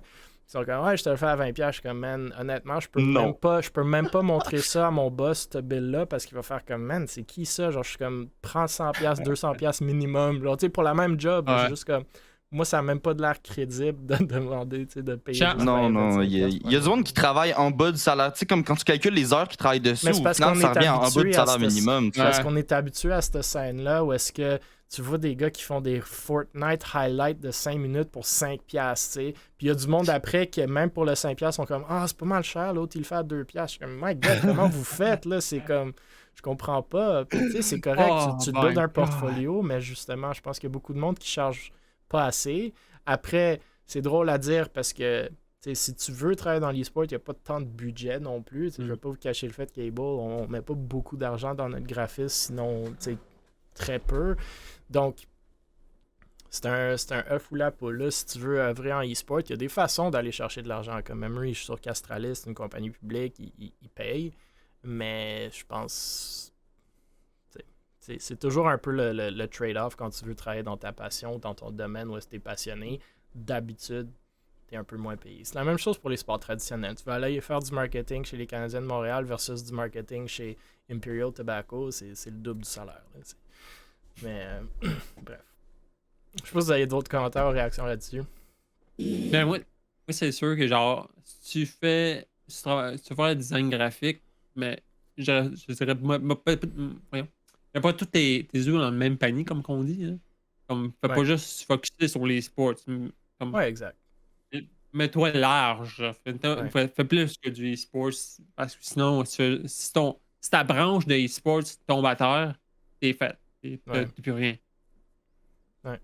Ah, mais tu sais, encore là, tu sais, mettons, moi, j'avais. Tu sais, genre, l'e-sport, ça m'a apporté toutes mes occasions parce que je m'étais fait approcher par un gars qui faisait de la course automobile. Puis lui, ce qu'il avait vu sur mon portfolio, c'était mes affiches e-sport full agressives, right? Avec tu sais, les shots de peinture, puis tout. Puis il savait même pas que c'était pour CSGO l'affiche, mais il la trouvait vraiment hot, puis ça fitait dans son branding de courseur agressif. Fait qu'au final, tu sais, j'ai travaillé avec, j'ai fait une affaire dans un style, ben, évidemment légèrement modifié, là, j'ai pas mis des guns CS puis tout sur son affiche, right, mais puis je travaille encore avec lui aujourd'hui, puis genre il m'a apporté je sais pas combien d'opportunités pour que j'avance dans mon domaine. Fait puis au final tout ça c'était grâce à mon portfolio qui avait juste de l'e-sport dedans, right? Fait je pense que ça peut quand même être cool là, de surtout si tu développes ton propre style, absolument. Ouais. Mais tu sais, en ce cas-ci, parce que le gars il était intéressé par un style et non par les sports. Ouais. Mais non, c'est une belle place où est-ce que justement tu peux build ton portfolio, comme tu as dit Bernie, puis je pense que Memories l'a fait, puis on espère que ça va juste aller de fil en aiguille vers des plus grosses affaires. Puis il tease déjà le fait que ça arrive, donc super content pour lui. Écoutez, on va passer à la prochaine nouvelle qui, je vais vous le cacher, est absolument off the wall, vient du champ gauche, sort de l'ordinaire. Cette semaine, on apprend que Wolf Cadelis est recherché dans le cadre d'un trafic d'êtres humains à Niagara Falls. Pour ceux qui se demandent pourquoi on parle de cette nouvelle dans le cadre d'un podcast axé sur la scène de sport électronique québécoise, eh bien c'est parce que Wolf est aussi connu sous le pseudo de 2R Le Loup, anciennement fondateur de Team 2 Relax, une organisation e-sportive québécoise qui a fermé ses portes plus tôt cette année et laquelle nouvelle nous avions couvert sur ce podcast. Bref, le loup serait donc toujours recherché par la police comme étant un troisième suspect dans le cadre d'un trafic d'humains à Niagara Falls. Ceci vient après que la police de Niagara ait mené une enquête en juin dernier sur le trafic d'une victime féminine à Niagara Falls. La police ont arrêté le 6 août dernier un homme et une femme de 21 ans à Brossard dans le cadre de l'enquête, mais elle serait toujours à la recherche, du moins aux dernières nouvelles que j'ai vues, de Le Loup comme troisième suspect dans cette affaire. Le Loup, ou Wolf Cadelis, 25 ans de Montréal, est donc recherché pour avantages matériels financiers, trafic de personnes de plus de 18 ans, publicité pour les services sexuels d'une autre personne, trafic de personnes par l'exercice d'un contrôle, avantages matériels de services sexuels et avoir procuré ou exercé un contrôle. Ceux avec l'information sur l'emplacement de Le Loup sont demandés par la police de les contacter, bien entendu. C'est d'ailleurs Zopix qui m'a tagué dans cette histoire sur Twitter et Le Loup est venu répondre sur Twitter qu'on devrait l'inviter au podcast. Donc le gars est recherché par la police, il va être sur notre podcast. Je sais pas, malheureusement ou heureusement, j'ai pas vraiment comme fait suite à sa demande. Je sais pas quoi vous dire. Je pense que c'est heureusement, écoute. je la trouvais vraiment bizarre. C'est très bizarre. Mais, tu sais, honnêtement, genre, je sais pas quoi dire sur cette histoire. Je vous laisse réagir, messieurs, mais I guess il fallait la souligner, là. Non, mais là, je pense que c'est un de tes tops des sujets les plus bizarres que tu auras passé sur le podcast, là. Parce que, non, mais c'est juste complètement cinglé comme histoire, parce que dans le temps, je sais que ça avait, genre, 2R, ça avait comme semi-fermé, parce qu'il, genre, entre gros guillemets, scamait un peu des joueurs ou je sais pas quoi. Des joueurs. Ouais. Mais là, moi, parce que tu sais, il y a l'affaire du trafic humain que, genre, je pense qu'il n'y a pas de débat. On est tous contre le trafic humain puis toute la liste d'affaires qu'il y avait dans son post. Mais concrètement, genre, c'est surtout le monde qui se sont fait payer dans 2R. C'était de où sortait l'argent à ce moment-là. Genre, les joueurs de Fortnite de 13-14 ans, quel argent ils ont reçu dans leur compte, on sait pas trop, c'est un peu louche. Je sais pas, je pense que c'est juste pour tu sais, c'est juste pour que les gens comprennent de pas toujours faire confiance à ok, c'est cool l'argent puis tout, mais faut checker c'est qui travaille derrière là. Parce que tu sais, au final, il y a du monde, il y a des jeunes d'en bas de 18 ans qui ont travaillé avec ce gars-là qui fait genre du trafic humain ou je sais pas quelle affaire. Pour être franc, même si t'as plus que 18 ans, genre je sais pas si c'est quelque chose auquel tu veux t'associer. Mais tu sais, c'est que c'est des affaires comme ça que il y a beaucoup de jeunes, je trouve, dans l'e-sport qui font pas attention à genre, ok, ouais, c'est cool, le gars, il me donne tel montant par mois pour aucune raison, first of all, mais genre, c'est quoi le projet derrière? Ça va-tu durer? C'est qui travaille derrière?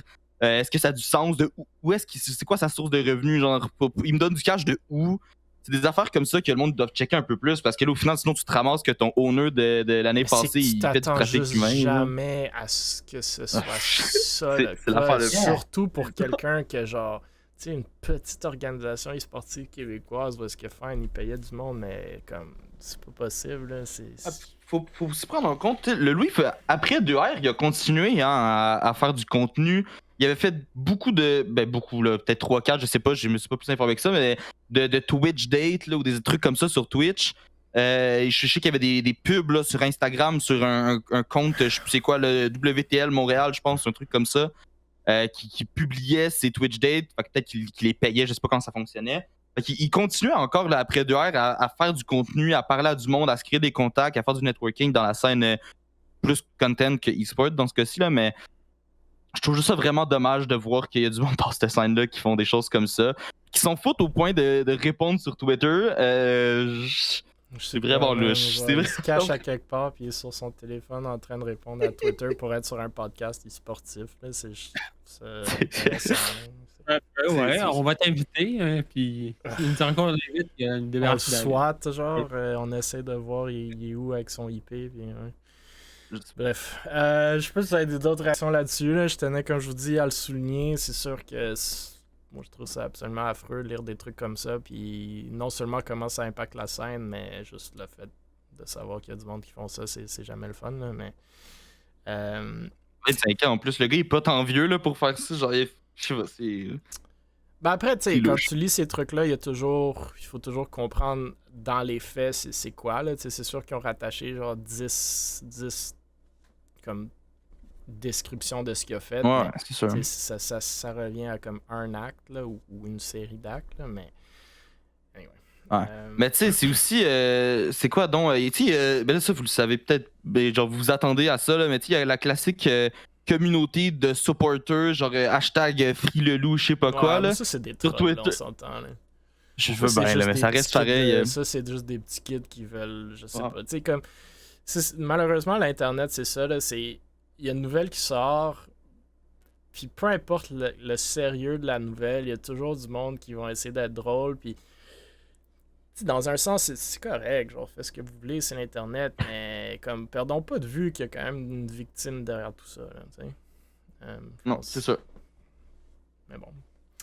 Ok. D'autres réactions, ou est-ce qu'on parle d'Ubisoft? Ok. On va parler, encore une fois, d'Ubisoft.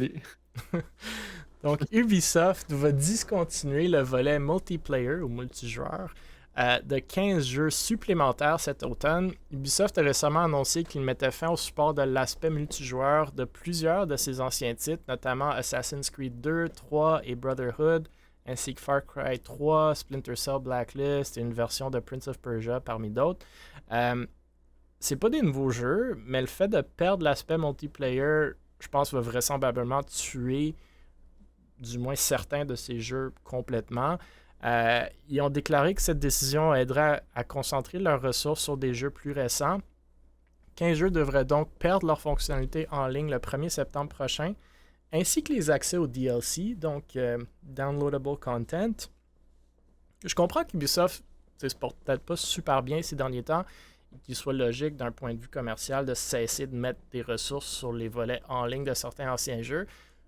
Mais ils vont apparemment également empêcher les joueurs de télécharger certains contenus autonomes, donc DLC, sur des jeux qui ont déjà payé, ce que je trouve un peu moins évident comme décision. C'est pas la première fois qu'Ubisoft prévoit d'arrêter le support de fonctions multijoueurs pour de nombreux jeux de son catalogue. En avril dernier, il avait annoncé que les modes en ligne de 91 jeux avaient déjà été fermés ou qu'il était prévu de les fermer à l'avenir. Ça cause sûrement des craintes pour tous ceux qui s'intéressent un peu au succès ou à la préservation des jeux en ligne. C'est peut-être nous inclus. On a parlé d'autres nouvelles d'Ubisoft récemment aussi, là, incluant le fait qu'il annulait ou retardait des titres en développement. Puis aussi, on a parlé à plusieurs reprises de la façon dont ils veulent pousser l'idée que les NFTs peuvent être bénéfiques pour les joueurs en leur permettant de devenir propriétaires d'objets virtuels et en créant un marché pour ceux-ci. Moi, je l'ai dit quand on en a parlé justement de ces NFTs-là.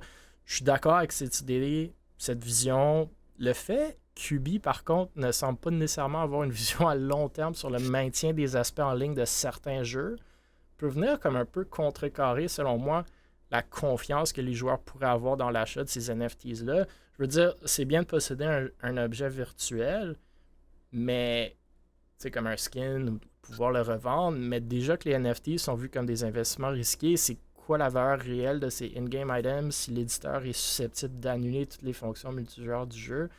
Bref, je ne vais pas nécessairement parler des NFTs, mais je vous laisse réagir sur la nouvelle, comme bon vous semble, là, sur le fait qu'il annule du multiplayer et du DLC sur 15 jeux. Il avait déjà annoncé un autre 90 avant.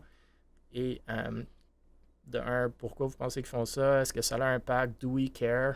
Ou est-ce que c'est des jeux qui sont morts anyway? Je sais pas si vous avez des réactions là-dessus. Ouais. Il faut un peu s'attendre. Il y a des jeux là-dedans qui datent de 2009. Il y a des vieux jeux, ouais. Ouais, il y a des vieux jeux. Tu sais, Fait que c'est sûr que garder les serveurs ouverts, il y a peut-être une centaine de serveurs par jeu en Amérique du Nord, c'est pas le coût qui va vraiment changer de quoi. Je pense que c'est plus soit l'espace, ou peut-être, tu sais, plus que tu as de jeux, plus que tu demande de serveurs. Fait que, tu sais, puis du monde pour maintenir ces serveurs-là, puis s'il y a des problèmes, ça prend des ressources. Fait que c'est le risque d'un peu d'avoir que tous les jeux maintenant sont en numérique. Là. Tu sais, Steam sont capables de pouvoir stocker les jeux dans leur serveur, mais quand tu as un jeu en ligne, ben, ça demande un serveur. Fait que faut que tu fasses un maintien dessus. Puis après que le jeu soit sorti en 2009, rendu aujourd'hui, peut-être. Ouais, tu regardes le player base, t'es comme, man, il reste 1000 joueurs qui se logent une fois par semaine. C'est peut-être. Ouais. Fait que maintenant, il faut que tu tires la plug sur des serveurs pour en mettre des nouveaux pour que ceux-là remplacent des nouveaux jeux qui vont sortir. Là. Fait que... Mais c'est un peu la réalité comme tu le dis, des nouveaux jeux, right? Comme ça te fait de moins en moins souvent qu'un jeu n'ait pas un aspect multiplayer ou du moins un aspect virtuel sur Internet. Ces jours-ci, il y a plein de jeux que si t'as même pas de connexion Internet, tu peux même plus jouer à des jeux. Fait que c'est... Tu sais, ça laisse... Ça amène comme un sujet où est-ce qu'on devrait s'attendre justement à ce qu'on paye pour un jeu s'il n'est pas free-to-play? Éventuellement, on n'aura plus le droit d'y jouer, même si on a un ordi qui peut quand même le jouer parce que les serveurs vont juste plus exister. Est-ce que c'est quoi c'est quand qu'une compagnie va décider de faire ça ou pas le faire? Je sais pas. C'est une question intéressante à laquelle j'ai pas vraiment pensé avant. C'est drôle que la nouvelle sorte parce que ça vient contraster un peu avec la nouvelle il y a une semaine ou deux qui vient de sortir. Ceux qui connaissent le jeu Evolve, qui a été développé par 2K, les serveurs multijoueurs, les serveurs de jeu ont été shutdown en 2018 et depuis une semaine ou deux, on sait pas pourquoi, les serveurs sont de retour online. Les serveurs multijoueurs, et c'est genre, il y avait genre 10 ou 15 joueurs en 2018 qui jouaient sur Steam quand ils ont décidé de fermer Shutdown sur Stepward. Puis là, on parle de milliers de joueurs qui sont revenus jouer tout d'un coup. Mais le jeu n'est pas achetable sur Steam et unlisted sur Steam. Fait que c'est tout du monde qui avait le jeu. Là. Mais si tu avais acheté le jeu, tu peux le redownloader, le réinstaller, puis jouer sur les serveurs de 2K. Ben 2K, ils font comme. C'est une bonne stratégie. Mais 2K, genre, on n'a pas réactivé les serveurs, on n'a rien touché, là. Je veux dire, on n'a rien fait. On sait pas un pourquoi gars qui run les serveurs de genre Il y a un gars, il y a quelqu'un qui est parti rogue chez 2K, puis qui allait allumer des switches en cachette, puis. Il a fait un LAN party avec ses amis, puis il a oublié de fermer les serveurs. Puis là, les Discord de communauté, puis les Reddit du jeu Evolve sont en train d'exploser parce que tout le monde adorait le jeu. C'est une excellente stratégie de marketing. Mais puis là, il y a une pétition pour que 2K ramène whitelist le jeu sur Steam, mais ramène le jeu sur la boutique pour moi, je fais ça avec mes enfants. Ils ont 2 puis 4 ans. Si je prends un jouet puis je le cache pendant 3 mois puis je le ramène, c'est comme si c'était un nouveau jouet. Tu sais. Ils sont comme « Oh my God, un nouveau jouet! » C'est peut-être la même stratégie. Les gamers puis les enfants de 2 à 4 ans, comme on a la même mentalité. C'est ça. Mais tu sais, venant d'Ubisoft, par expérience... j'ai par expérience avec Ubisoft, non, mais c'est par expérience avec plusieurs studios en fait. C'est sûr que les jeux sont un peu vieux, on le sait, le support pour le online commence à couper. C'est pas nouveau, là. On remonte à la Xbox originale sur console avec les services Xbox Live, les serveurs de jeu qui shut down avec le temps parce que ça coûte trop cher à maintenir versus le nombre de joueurs qu'il y a. Tu sais, à un moment donné, c'est des choses. D'un point de vue business. C'est des choses à s'attendre parce que le jeu a fait son temps. T'sais. Ils l'annoncent parce qu'ils disent de l'annoncer, mais honnêtement. Tu sais, je vous dis, qui joue encore à Assassin's Creed 2 en multijoueur? C'est ça, il devrait peut-être juste le faire sans l'annoncer, dire comme, écoute, guys, c'est fini. Et l'annonce, c'est officiel pour pas que le monde chiale, c'est ceux qui veulent rejoindre. 200 joueurs qui jouent, c'est comme, hey, mon serveur, il est où? Tu sais, qui joue à Assassin's Creed 2 en multijoueur, probablement les streamers qui retournent dans les vieux jeux. Ouais, dans les retro gaming. C'est trop moins ça. Et encore là, ça te prend 26 minutes de trouver une game, ça a l'air cool. C'est ça. C'est juste là à parler à ton un viewer comme.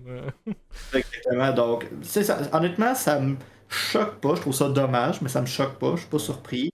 Puis c'est pour mettre les ressources ailleurs. Il y a juste le point des DLC qui m'achète un peu plus quand même. Là, c'est du contenu additionnel. Tu sais que les gens n'ont pas nécessairement accès. Tout dépendant c'est quel type de contenu. Tu sais, quand c'est des campagnes supplémentaires, des personnages, des armures, bon. Si les gens veulent acheter le contenu additionnel, pourquoi pas? Mais tu sais, bon, les serveurs additionnels online, mais tu sais. I don't know. Je trouve ça dommage, honnêtement, mais c'est pas la première fois que une compagnie fait ça. Tu sais, ça fait 50, 100, 15 ans que les compagnies font ça aussi. Quand le jeu est rendu désuet, ça coupe. Tu sais, ben, Est-ce qu'il pourrait rendre un genre de open source serveur, genre que la personne peut ouvrir un serveur sur son PC ou son ordi? Genre CS, je pense que Counter-Strike, tu peux faire ça. Là. Tu peux runner des serveurs toi-même puis jouer avec tes amis. Ou... mais le jeu a 25 ans, là. Ouais. Parce que c'était tellement ça fonctionnait il y a 25 ans, puis les jeux encore plus vieux que Assassin's Creed 2. C'est ça, les jeux qui font ça sont très rares, mais Evolve, c'est ça qu'ils ont fait quand leur modèle d'affaires a pas fonctionné en 2016 ou 2017, ils sont virés free-to-play avec du peer-to-peer au niveau des serveurs. C'est ça, exactement. Avec du peer-to-peer, puis après ça, ils ont décidé juste de shut down la machine parce que bon, ça marchait pas du tout. Comme dit, là, les serveurs reviennent, puis c'est pas du peer-to-peer le serveur, mais personne chez UK s'explique pourquoi ça marche en ce moment. Mais moi, je me demande, avec les ordi qu'on a aujourd'hui, puis tout le fait de gens qui minent de la crypto-monnaie, puis tout ça, ça serait pas un modèle peut-être viable, ou est-ce que les serveurs, man, c'est quasi nous qui les run plutôt qu'avoir des serveurs centralisés? Mais bon, les coûts des serveurs ces jours-ci sont peut-être pas très, très immenses non plus. Mais... c'est une bonne question, honnêtement. Je pense que. Puis là, je m'y connais pas vraiment dans le domaine, c'est vraiment mon opinion générale à ce niveau-là. Mais je pense qu'il y a 2 points. La première, c'est toujours le sentiment de contrôle. Tu veux pas que les gens créent des choses, tu vas offrir une garantie, mais la garantie en réalité, c'est que tu contrôles tout ce qui se passe. Puis tu veux offrir ton environnement sécuritaire pour jouer à ce niveau-là. Puis ils veulent dire à un moment donné, s'ils décident que c'est fini, ben c'est fini, puis on ferme les serveurs. Mais regardez, on vient de sortir votre jeu préféré de l'année 2 qui sort demain. Fait qu'achetez-le puis allez jouer sur ce serveur-là, tu sais. Parce qu'on close les serveurs de l'autre, tu sais. Overwatch, obsolescence, ouais. C'est Call of Duty, c'est tout le temps ça à ce niveau-là. Non, mais ça c'est le premier point aussi. Deuxième point, on parle entre nous autres. Oui, nous 4, on a des ordis puis sûrement une connexion Internet pour gérer ça, mais c'est pas le cas partout, malheureusement, c'est vrai. à ce niveau-là. On dit oui, nous, on serait capable d'option, mais je pense pas que c'est une option pour la majorité des gens. À Valorant, puis ça prend 10 minutes de rentrer dans la map parce qu'il y en a un que genre ça rush. Il roule sur son toaster. Fait qu'imagine si c'est lui qui host la game, parce que le host est choisi au hasard, mettons, ou whatever. Il est sur le Wi-Fi, puis sa mère a parti le faux micro-ondes. C'est ça. Exactement, là. C'est sûr et certain. Fait oublie ça. Mais une option LAN, il y a quelques jeux qui en font encore en 2022. J'en ai vu. J'ai vu ton post, je pense, aujourd'hui ou hier, là, des old school LAN. Là, je pense qu'il y avait du monde qui ont organisé comme un Halo LAN. Halo 2 LAN, c'est vieille Xbox. Il y avait genre une trentaine de consoles Xbox originale avec les écrans cathodiques. Ça me rappelle toujours genre le classique photo de LAN avec le gars TP sur le plafond. Là. On l'a essayé, tout le monde a essayé ça. Ben, tout le monde. Tous les boomers ont essayé ça dans le temps. Exact. Je sais qu'il y a une méga communauté pour les vieux jeux pis tout. Fait que je sais que. Tu sais, mettons, moi, ça me dérange pas plus que ça, mais je sais que la décision du PSA, je n'avais entendu parler qu'il y avait du monde, là, il était vraiment pas content, là. Qui ferme ces jeux-là, là, parce qu'il puis c'était pas comme 10 personnes, il y avait quand même étonnamment, parce que moi ça m'a étonné, là. Il y avait vraiment une grosse communauté de monde là, qui 91 jeux qui annoncent, tu sais, comme une centaine de jeux. J'ose croire que, tu sais, individuellement sur chaque jeu, peut-être une couple de 1000 de personnes qui jouent encore, mais comme sur 100 jeux, il doit en avoir du monde. Tu sais, Assassin's Creed, c'est quand même du IP qui est fine, peut-être pas top of mind, tu joues pas à ça tous les jours, mais le monde revient des fois, justement, pour un peu de nostalgie. Pour rejouer à ces jeux-là, mais encore une fois, c'est une décision d'affaires, je pense que c'est juste la réalité des modèles d'aujourd'hui où est-ce que tous les jeux sont multijoueurs, mais c'est pas vrai qu'on va s'attendre à ce que ça soit en perpétuité sur tous les jeux, que dans 30 ans, je vais pouvoir revenir sur le jeu que j'ai joué au début même était même pas populaire. Tu sais, Assassin's Creed, tu perds le multijoueur, pas tant grave parce que c'est ça, il y a quand même toujours l'histoire que tu peux faire single player. C'est ça. Il y a des jeux dans la liste où est-ce qu'il y a juste un multijoueur. Ça, c'est un peu plus comme too bad pour toi, mais j'espère que c'est pas des jeux. C'était des free-to-play games. Je sais OK. Dernier sujet de la soirée, pas vraiment e-sportif québécois, mais j'ai quand même trouvé intéressant comme sujet de discussion. C'est Madame Zoom qui a publié aujourd'hui le fait d'aimer l'aspect interactif qu'offre le jeu Cult of the Lamb. Donc, pour ceux qui ne le connaissent pas, même s'il serait un peu surprenant, Madame Zoom, c'est une streamer et TikToker québécoise et partenaire sur Twitch avec plus de 65 000 followers sur Twitch et 260 000 sur TikTok. Si je ne me trompe pas, c'est aussi une créatrice de contenu chez Mirage, ou du moins c'est ce qui est affiché sur le site web de Mirage. Bref, comme vous voyez à l'écran, Madame Zoom dit hier soir sur Twitter que Cult of the Lamb est non seulement un jeu awesome, en bon français, mais ils ont fait la meilleure intégration Twitch qu'elle a vue à date. Elle enchaîne en disant espérer que les autres compagnies de jeux vont en prendre exemple. Elle dit que l'intégration avec la plateforme de streaming rajoute vraiment une expérience unique sur un stream. Indie Game of the Year selon elle. Donc pour ceux qui seraient encore une fois moins familiers, Cult of the Lamb, c'est un jeu d'action-aventure de type Rogue développé par les développeurs indépendants Massive Monster et publié par Devolver Digital. Je ne vais pas tant parler du jeu en tant que tel, mais plutôt de l'aspect interactif duquel parle Madame Zoom ici. Essentiellement, pendant qu'un spectateur écouterait un stream du jeu sur Twitch, à tous les quelques minutes, 2 options pop sur le stream et permettent aux spectateurs de voter, soit avec leur point Twitch ou soit sans, là, je ne suis pas certain, mais bref, soit pour une action positive ou négative. Donc, est-ce que tu veux aider le ou la streamer en question ou est-ce que tu préfères lui rendre la vie un peu plus difficile? Après les votes complets, une deuxième série d'options sont présentées aux spectateurs. Donc, si les spectateurs en majorité veulent rendre la vie plus difficile aux streamers en question, ils pourront maintenant voter pour une des 3 options de comment le faire. Par exemple, des monstres plus hautement classés dans la prochaine caverne ou un boost dans le ratio des dégâts reçus par le joueur. Même chose si on a voté pour l'option d'aider le streamer plutôt que de lui nuire. C'est un concept qui avait été essayé il y a quelques années par un développeur à Montréal, là, Scavenger Studio, qui a eu du drama avec ce studio-là, mais on va pas en parler. Dans le cadre de leur jeu Darwin Project, qui était un jeu de bataille royale en ligne multijoueur, free-to-play, un peu dans le style de Fortnite. Dans ce jeu-là, les spectateurs pouvaient utiliser leurs Twitch Points pour créer des effets dans le jeu, comme une attaque nucléaire ou un dropshipment d'armes ou d'items. Je pense que c'est cool d'une façon de laisser justement les spectateurs interagir directement dans le jeu, mais je vous laisse réagir. Genre, vous en pensez quoi? Est-ce que vous avez déjà vu ça? Est-ce que vous avez déjà participé dans quelque chose de semblable? Et qu'est-ce que vous pensez du potentiel ou même juste de l'idée? Je sais qu'il y a plusieurs jeux qui utilisent l'interaction Twitch. Pas aussi intense que comme Lamb of God, que j'en regardais hier un streamer aussi. Comme tu as l'option d'être dans un pool.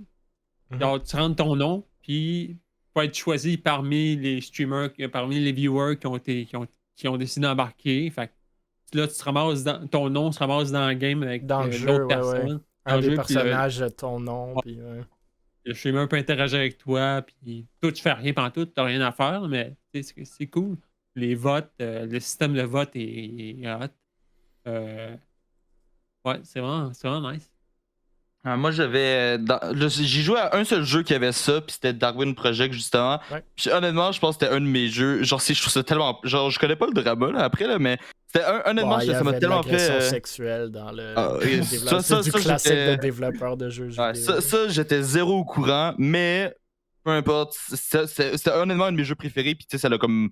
Il y a tout le monde a arrêté de jouer à un moment donné, puis c'est mort, là. Ouais. Mais genre, quand je jouais à ça, puis dans ce temps, je stream un peu, une fois par mois, là, mais je trouvais ça vraiment cool que le monde qui était sur le stream pouvait participer. Le système d'interaction, je trouvais ça insane. J'ai pas vraiment joué à des jeux qui avaient. J'ai arrêté genre, je stream pas non plus, là, fait que genre, ça m'intéresse pas plus que ça, mais j'ai arrêté de jouer à des jeux plus interactifs. J'ai checké un petit peu des streams de Cult of the Lamb, puis c'est vraiment cool. Surtout pour les viewers, moi je l'ai checké en tant que viewer. Ouais. Ça rajoute vraiment quelque chose au stream. Moi je suis 100% d'accord avec ce que Madame Zoom elle a dit dans son tweet, qui est que plus de développeurs devraient impliquer ça. Surtout que Twitch est en train de devenir vraiment genre mainstream de plus en plus. C'est le plus gros marketing pour les jeux vidéo. C'est ça. Fait que tu sais, en tant que viewer, moi personnellement je regarde pas plus que ça Twitch. Genre c'est cool 10 minutes, mais je me tanne vite. Avec le système d'interaction, je suis resté 2 heures sur le stream. Ça m'est jamais arrivé ever de rester 2 heures sur un stream qui était pas du CSGO. Fait que, genre, écoute, moi, c'était winner pour moi comme concept. Fait que j'espère vraiment que oui, les développeurs vont continuer. Je pense que ça peut être 100% du positif pour leur jeu. C'est sûr que c'est peut-être, je sais pas si c'est compliqué à instaurer, là, mais à impliquer plutôt. Là, mais... Honnêtement, c'est hyper simple. Généralement, c'est le diffuseur qui met directement un plugin sur sa page Twitch, en fait. Fait que le viewer n'a rien besoin d'installer, ça apparaît directement sur l'écran en option. Ouais. Dès que tu vas sur ta page Twitch, c'est la page Twitch d'un diffuseur, c'est lui-même qui a choisi l'extension qu'on appelle sur Twitch. Ouais, j'imagine que c'est plus une intégration entre le jeu et la plateforme Twitch, là, mais les développeurs. Mais ça se voit de plus en plus. Ouais, c'est ça. Ça se voit de plus en plus. Il y a 3 jeux personnellement que j'ai vu qui ont implémenté ça de brillante façon. Je vais pas dire n'importe quoi, mais en tout cas, le premier, le plus loin que je peux me souvenir, c'était un jeu qui s'appelait Choice Chamber, qui était un jeu hyper simple en 2D, où est-ce que le chat pouvait voter en 3 options sur la prochaine room que la personne explorait. Quel genre d'ennemis on y trouvait, est-ce que c'était facile, est-ce qu'il y avait des points de vie, qu'est-ce qu'il y avait dans les coffres. Et c'était vraiment le spectateur contre le chat, en fait. Vraiment, le jeu, c'était génial. Ça date, ça fait déjà plusieurs années, ça fait 7-8 ans, de mémoire, ce jeu-là, à peu près. C'était génial, c'est une des meilleures intégrations parce que tu peux pas jouer, tu peux jouer, mais l'expérience est totalement différente si t'es pas sur Twitch. Avec des spectateurs qui votent en temps réel pour changer la prochaine room avec les réactions, c'est génial. C'est un des premiers jeux. Deuxième jeu, même chose, Darwin Project, j'ai joué longtemps, j'ai fait du compétitif. Le concept était original au niveau du jeu, bien entendu, dommage que ça n'ait pas levé, mais c'était un brin trop niché. C'était vraiment, on avait besoin de 10 joueurs plus un host en tant que tel qui animait avec le chat en tant que tel qui allait jaser. C'était intéressant, mais clairement peut-être un peu trop niché, j'ai envie de dire. C'est peut-être pour ça que ça n'a pas levé autant à ce niveau-là. Il fallait vraiment que quelqu'un veuille jouer le host à ce niveau-là. Il y avait un potentiel de. Puis l'interaction avec le chat était très intéressante. Décider quelle map on fermait en fait. Fait que le chat a vraiment un impact sur l'issue du match.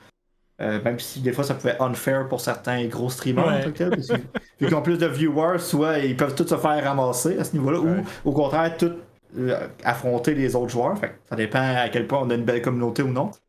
Et puis je fais un petit retour sur Ubisoft. Autre jeu qui l'avait bien intégré, Hyperscape, leur Battle Royale qui a fermé by the way, en avril 2022. Fait qu'il a pas toffé longtemps. Fait qu'il a toffé quelques années. Mais pas vraiment assez longtemps aussi. Encore là, c'était le même principe. Il y avait une belle interaction avec le chat, choisir quelle zone on voulait fermer, quel power-up on va donner, comme low gravity partout pour la map, donner des missions aux joueurs qu'on regarde. Fait que c'est vraiment une interactivité en tant que spectateur plutôt que de juste regarder. C'est quelques jeux qui l'ont bien intégré. Puis de ce que je vois, Cult of the Lamb l'intègre bien. Il y a plein d'autres jeux qui l'ont fait. Je sais que la série Borderlands l'ont fait aussi, mais c'était pas. C'était très léger, j'ai envie de dire, à ce niveau-là. C'est tu regardais, puis tu pouvais avoir un pourcentage du loot, puis des armes, puis des armures que le streamer tu regardais. Si tu mettais ton compte, tu avais une partie du loot qui allait dans ton compte. C'était des mini-interactions, c'était bien. C'est cool. C'est ça, ça donne un truc de plus. C'était bien. On pouvait spawner des ennemis aussi de temps en temps, justement. Mais tu sais, Borderlands, c'était très léger. Mais de plus en plus, on voit ça, puis c'est vraiment bien pour vraiment avoir un autre lien avec la communauté pendant qu'on joue que de juste on regarde l'autre, puis il est pas bon, il crie parce qu'il meurt tout le temps, ou il est vraiment bon, puis il one-shot tout. Ça permet une autre interactivité. C'est pas pour tout le monde. Moi, je suis un énorme lurker sur Twitch. Là. Moi, je mets un stream. Puis la grande majorité des. Je suis jamais sur le chat. Là. Je suis désolé. La grande majorité, je pense, des viewers sur Twitch, c'est ça, right? Fait que c'est. Oui. Regarde un chat, tu vas avoir. Tu vas avoir, mettons, un stream de 100 personnes, mettons. Tu lis le chat, c'est juste les 10, 15, 20 mêmes noms qui vont apparaître tout le temps dans le chat. Les autres, ils lurk. Puis c'est correct, c'est normal. Il y en a qui sont là juste pour ça. Moi, j'en suis un à côté. Je dis bonjour dans le chat quand c'est des amis proches ou c'est tout. Mais après ça, je lurk tout le long. Fait que ce genre d'interactivité-là, c'est pas pour moi. Mais je comprends le désir de le développer, puis c'est un bel ajout, c'est un beau gadget pour elle. Je pense que ça peut inciter les gens qui justement lurk de juste revenir sur le Twitch, puis peser une couple de boutons, puis voir, ok, c'est quoi l'issue de ces OP, tu viens de le dire.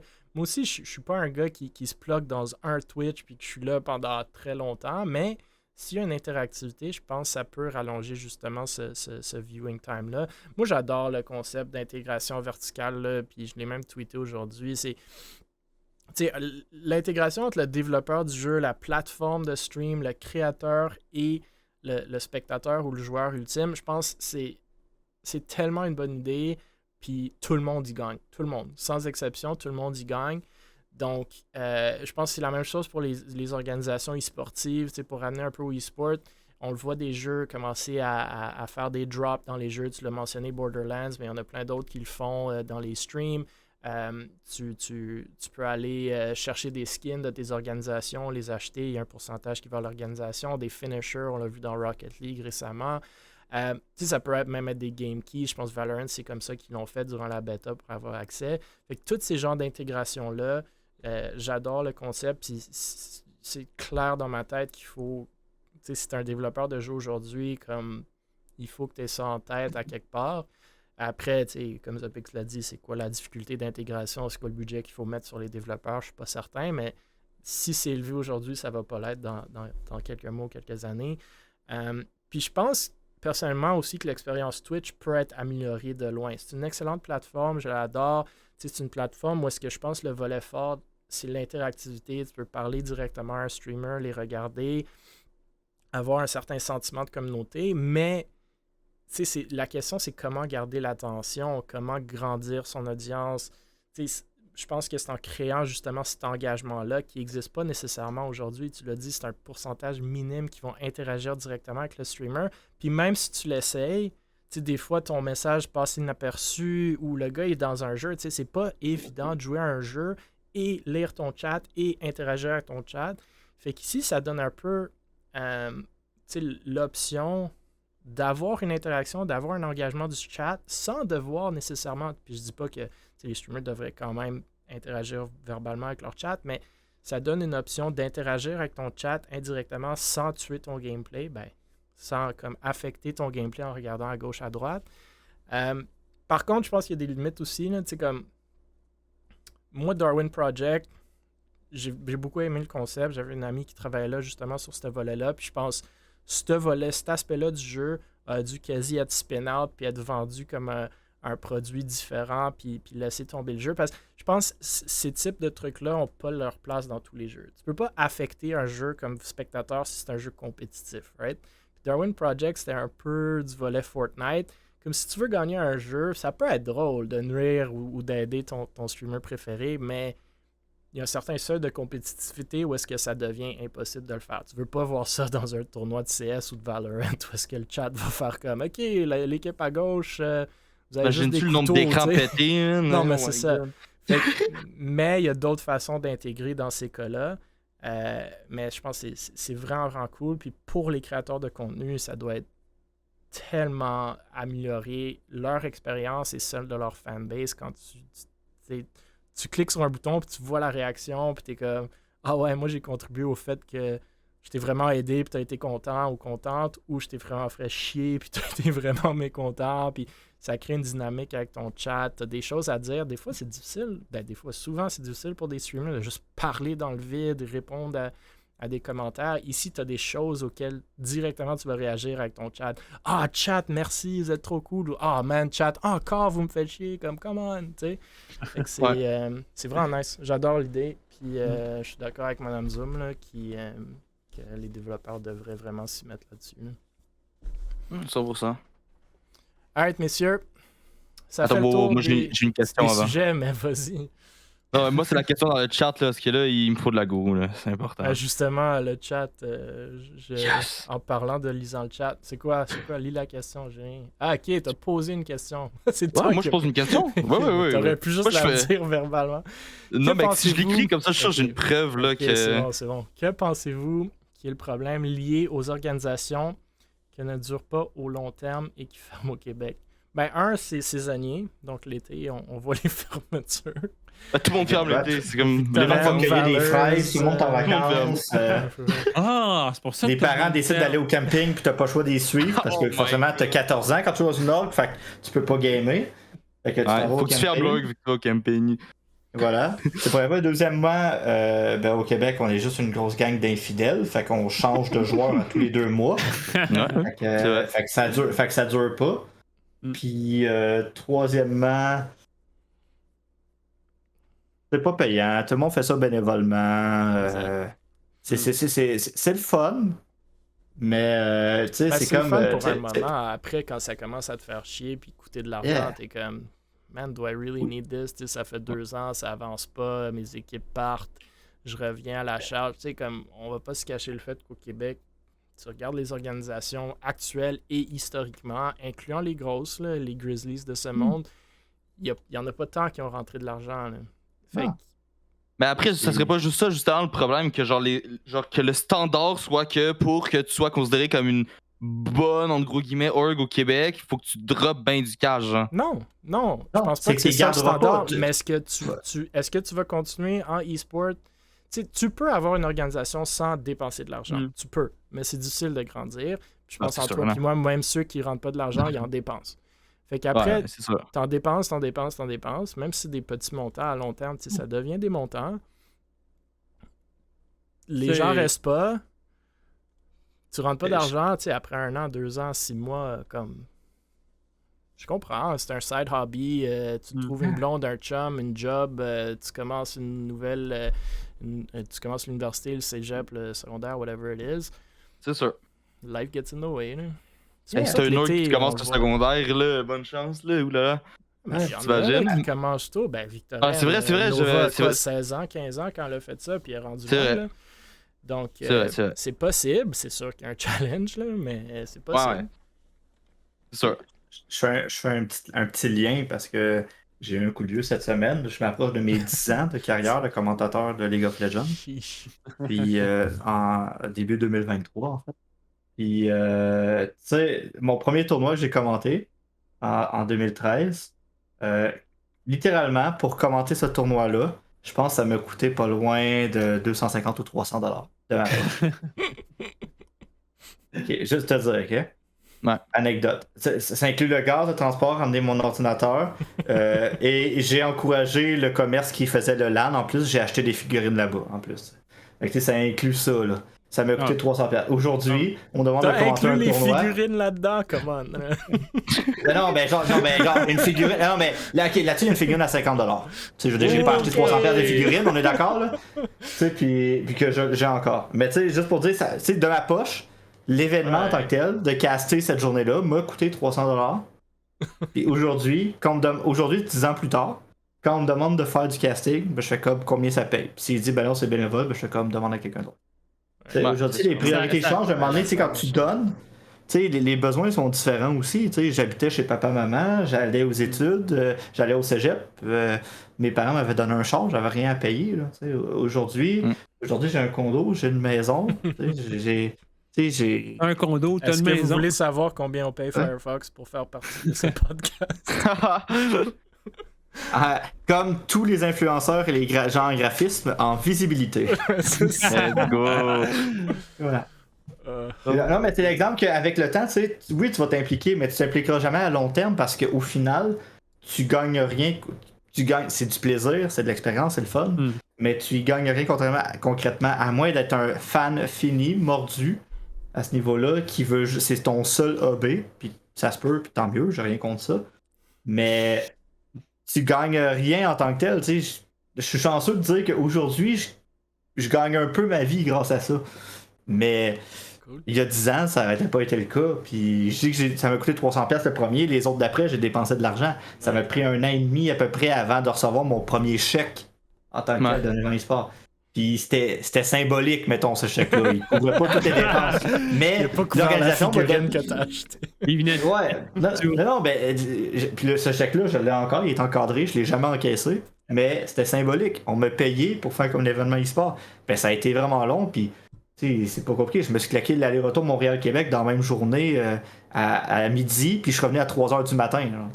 Ouais, c'est ça. On m'a donné 50$ pour faire ça. Là. Exact. Mais c'était symbolique. Ils m'ont offert de l'argent alors que je m'y attendais pas. Mais... Ah ben ça, c'est encore mieux. Mais on le fait parce que c'est une passion. Puis, mais on le fait pour ça avant tout. Mais le faire 10 ans...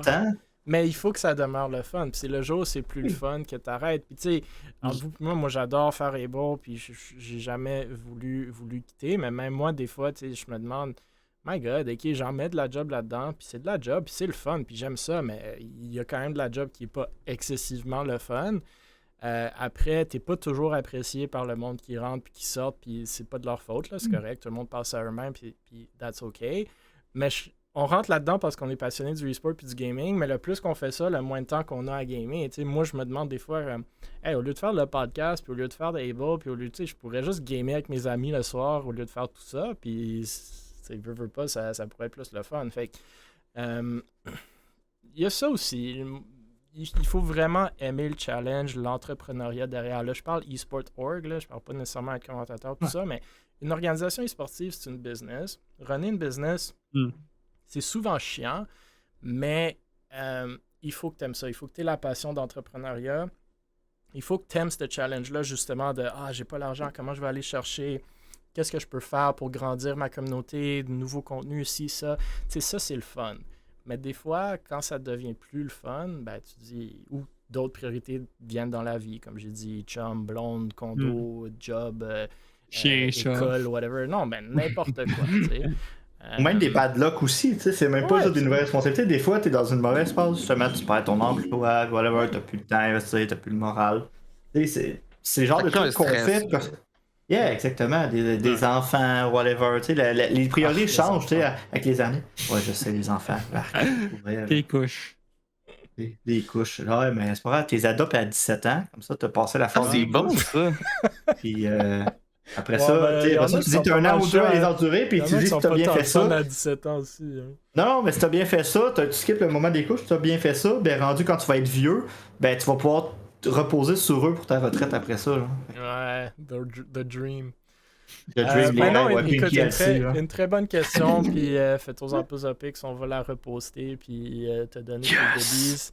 Let's go! Mais non, j'ai hâte de voir ce que le monde en pense, justement, puis incluant ceux qu'on a, entre guillemets, perdus récemment. Là, Gaudi, qui a quand même expliqué un peu dans son tweet longer pourquoi Valeurs a fermé. Victor M avec Nova, qui l'a quand même expliqué un peu aussi. Mais tu sais, c'était deux organisations qui étaient assez avancées dans leur développement aussi. On parle même pas de tous ceux qui pop-up et shut down dans quelques heures ou quelques semaines.